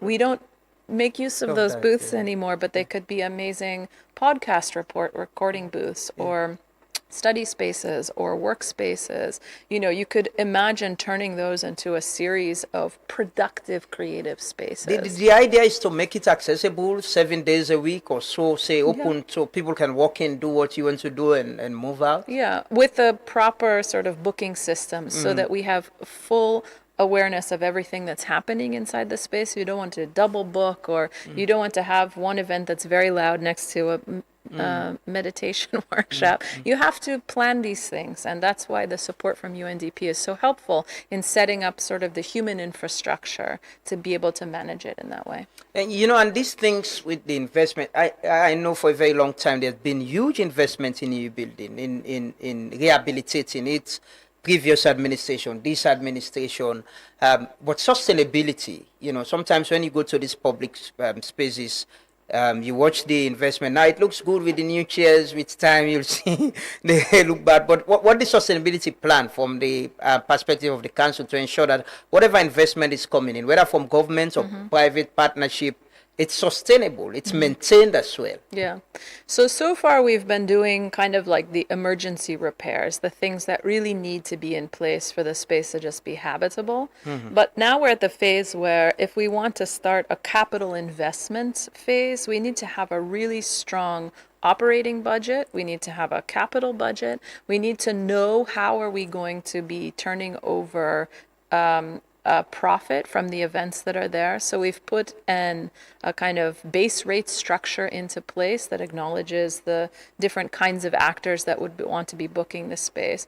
What are expectations of our running costs? These kinds of basic planning and budgeting activities need to happen, which is why I'm so glad that the coordination support is there to be able to say, we anticipate investing this much in these things over this period of time so that we can recognize these kinds of revenues with these kinds of costs and be sustainable. That's kind of the train of work that needs to happen at this point. Will your own job, your own work phase off after the setting up of the space and having a team that will run it?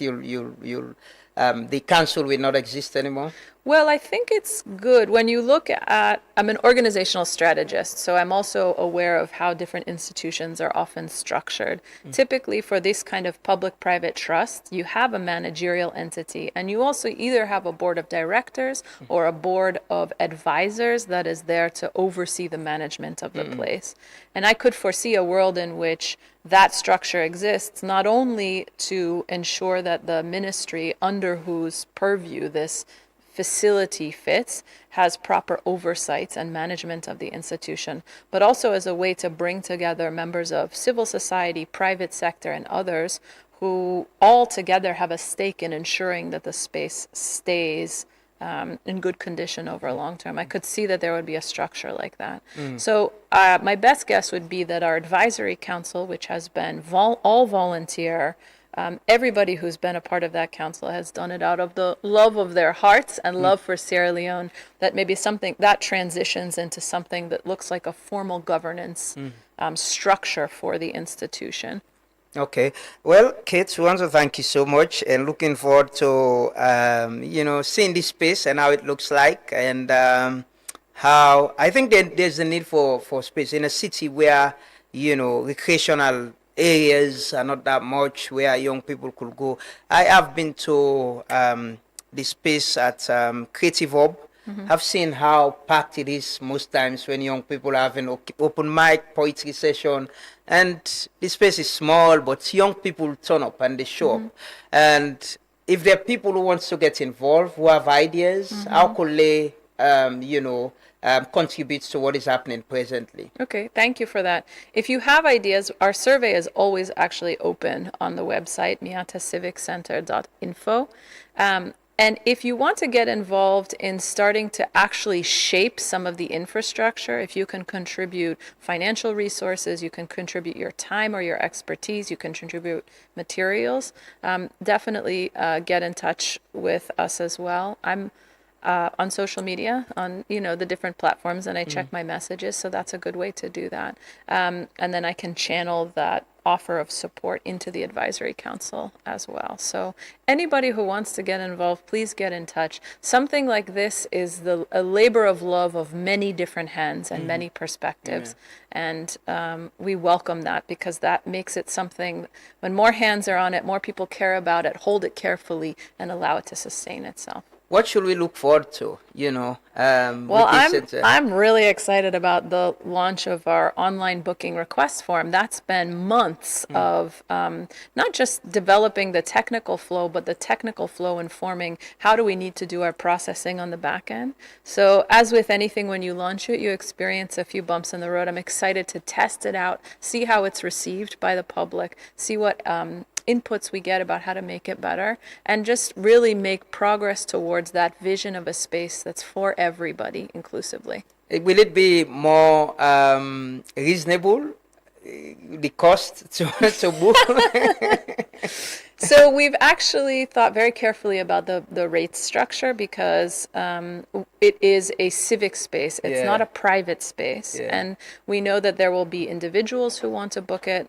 We know there will be community organizations. We know we'll have NGOs and development partners, private organizations, and they do have different rates based on their earning power, basically, and their ability to pay.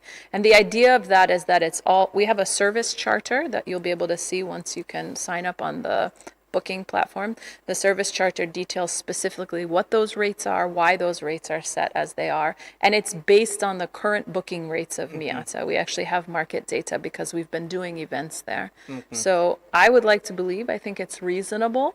It's not out of the realm of, accessibility for different groups, and different groups have different rates based on that sort of vision for equitable and accessible space for everybody. Okay, well, Kate, thank you so much. Thank you too for what you're doing, and we're looking forward to the launch and also the completion of the Civic Center. Indeed. And hopefully young people will get access, all of us will have access to it, and organize events and have a space where young people could meet and co-create and have these ideas of what they want to do and what they want to be. Thank you so much for joining us this morning. We take a few breaks, some videos from the town hall meeting in the UK organized by the Ministry of Civic Education, the Ministry of Information and Civic Education. Then we'll come back and can close, continue for Stay With Me.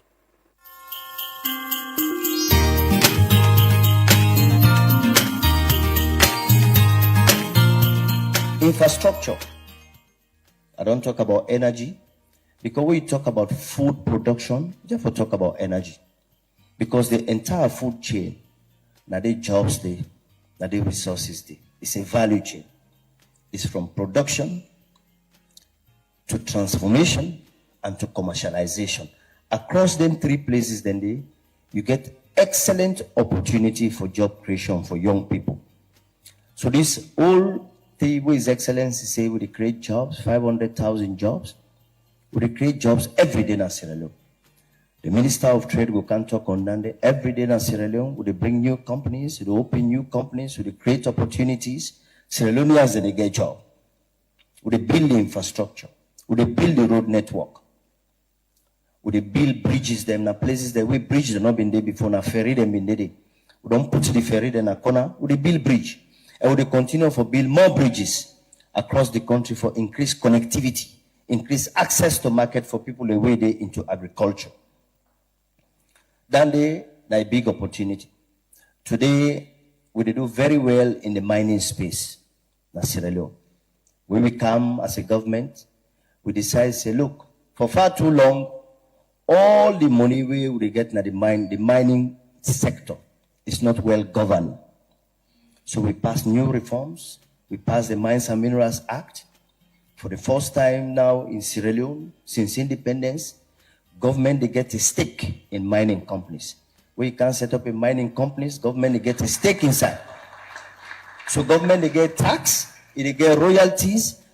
Then in addition, if you share dividend back, because government gets a stake, government they get money. Then His Excellency passed the famous 1% Community Development Fund. Every community who sign mining, they come out and they give them 1% of the overall money that mining company they make. So today, mining communities, the way they get before 100,000 Leone, then they get now over hundreds of millions of Leones for allow them for build health center, for build school, for build infrastructure. Then these are some of the reforms them where they take place at the mining. But today, mining don't change in the world past all side. If una go to Yeri, una de Yeri about the famous critical mineral. And Sierra Leone today we in pole position. As we talk so, we Minister of Mines in South Africa. We did all over the place. So as a result, we just launched what we call the critical mineral strategy. Then for position salon, so that we go get the best out of the minerals the way we get by the country.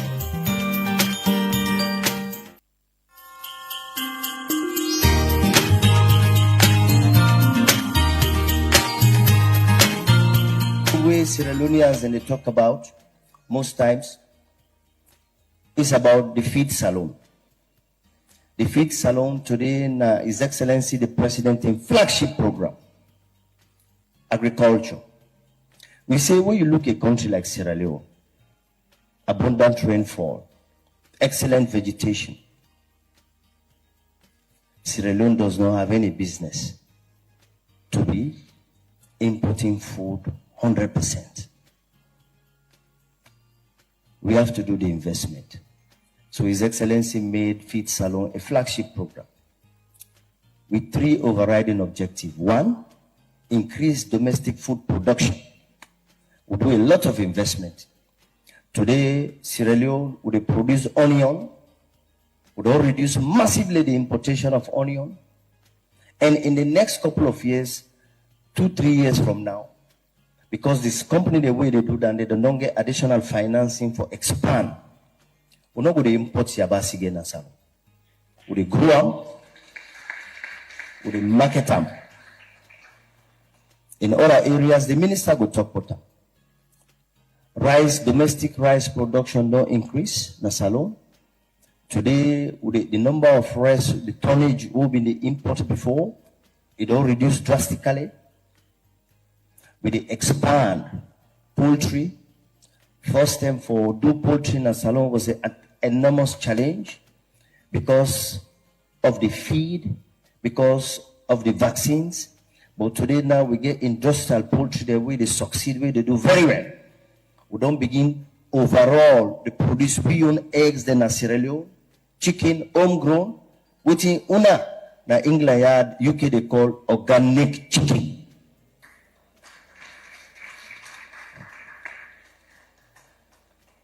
So the feed salon, it is going very well. Is that in the last couple of years, when we came in 2018, energy access in Sierra Leone was about 16%.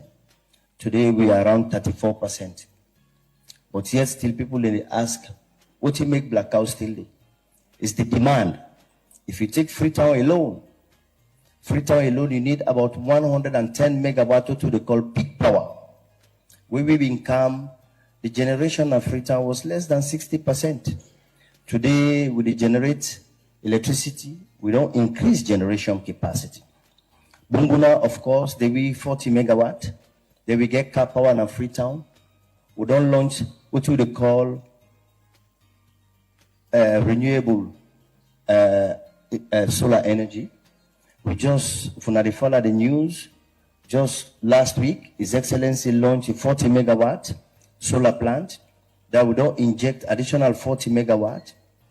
We don't complete a 10 megawatt solar plant in Nalunge for cover the whole of the airport and the whole of the new industrial area where they emerge Nalunge. And then we build a new Big Congo Dam, which is about 140 megawatt in the Kenema district. So the end game is that we get what we would call emission 300, that we don't design how we want to improve energy access into a compact, which means by 2030, would they expect for move from 34 Saudi today to 78% energy access.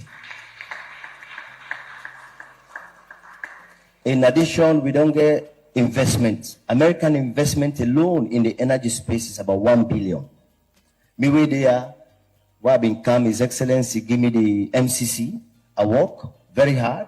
We passed the MCC and are able to secure $480 million grant from the American government, where we are going to spend on energy. That $480 million is going to be dedicated entirely to building a transmission line, distribution network, and improving the governance of the entire sector.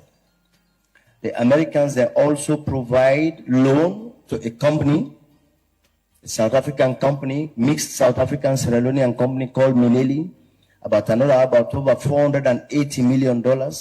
Then said they build a 110 megawatt Nakisi.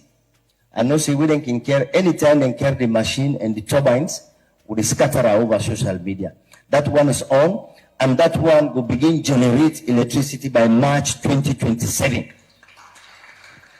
So by 2030, we will be able to increase with energy access to 78% nationally. Then they will help businesses, it will attract investment, we will be able to provide electricity for household people.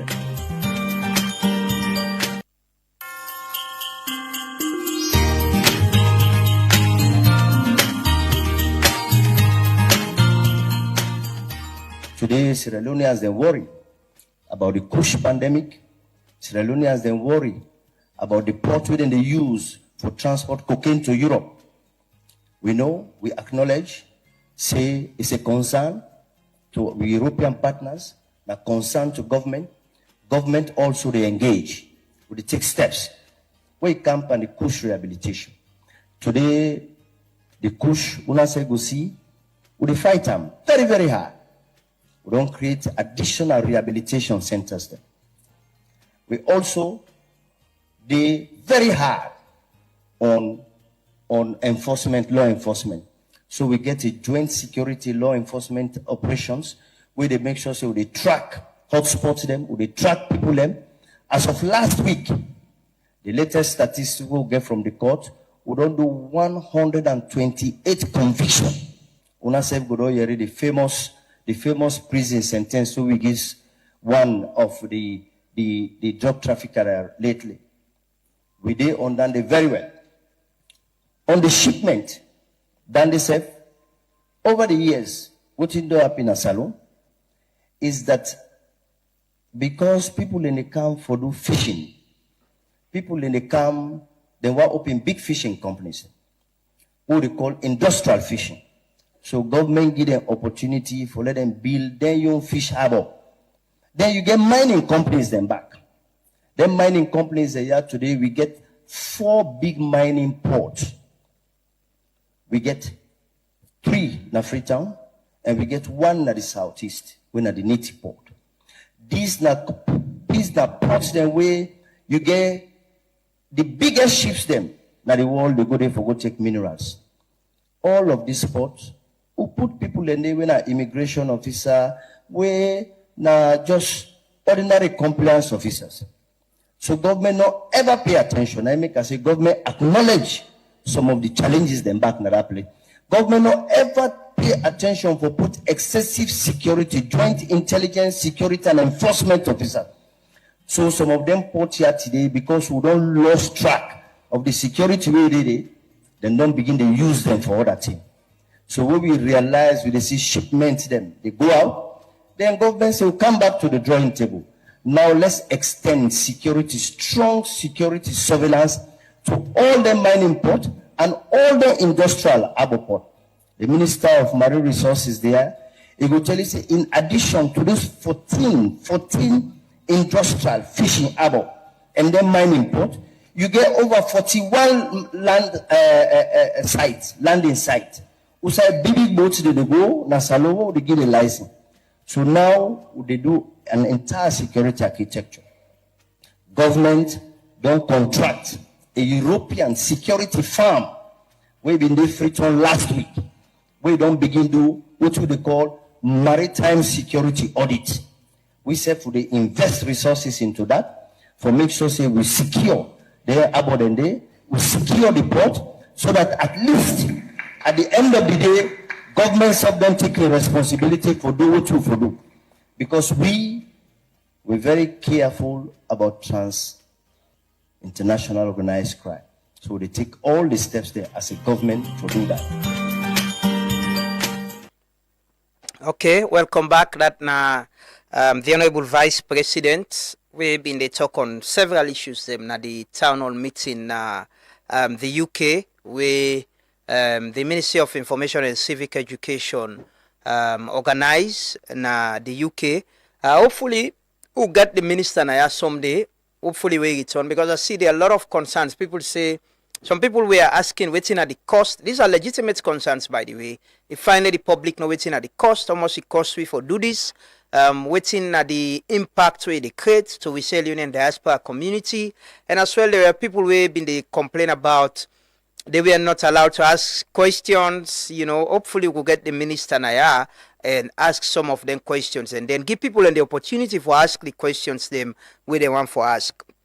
But yeah, on the issue of drugs, there's something interesting. I will tell somebody say, for me with government, where it come to drugs, it depends on who that you talk to. You know, the vice president in this video you watch, he acknowledge, he accept, say yeah, it's a concern. Not a TV then they shy away from.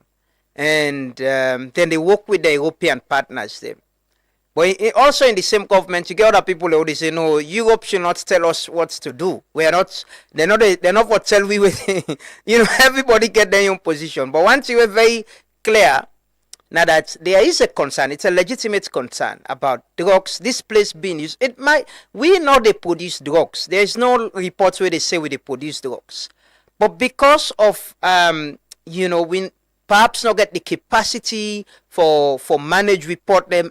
Yeah, you heard the vice president say there are arbors around. People and they use them for transit drugs. These are things we should not shy away from. They are happening. Several reports then they from independent institutions them where they say this place is being used as transshipment hub. But what thing we they do, like where you explain, so I think should be the focus. What thing we they do as a government for address this. And there's the big news of us having Umar Sharif or whoever is it. The Dutch government not to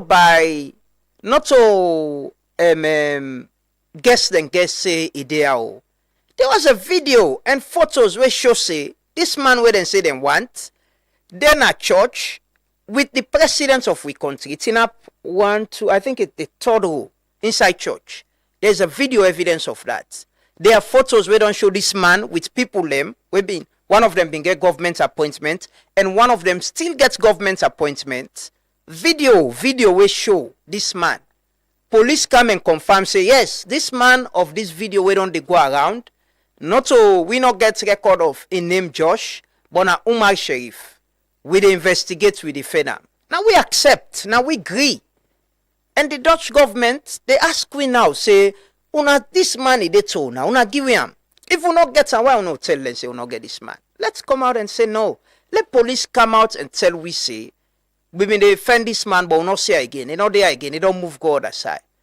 But if we not do that day, I'm not sure the Dutch government will let it go. They'll definitely be asking for this man because we've confirmed that he's here. Video evidence there we show. Pictorial evidence and they will show. And police don't confirm say yes, this man is named Umar Sharif is here. We are finding him.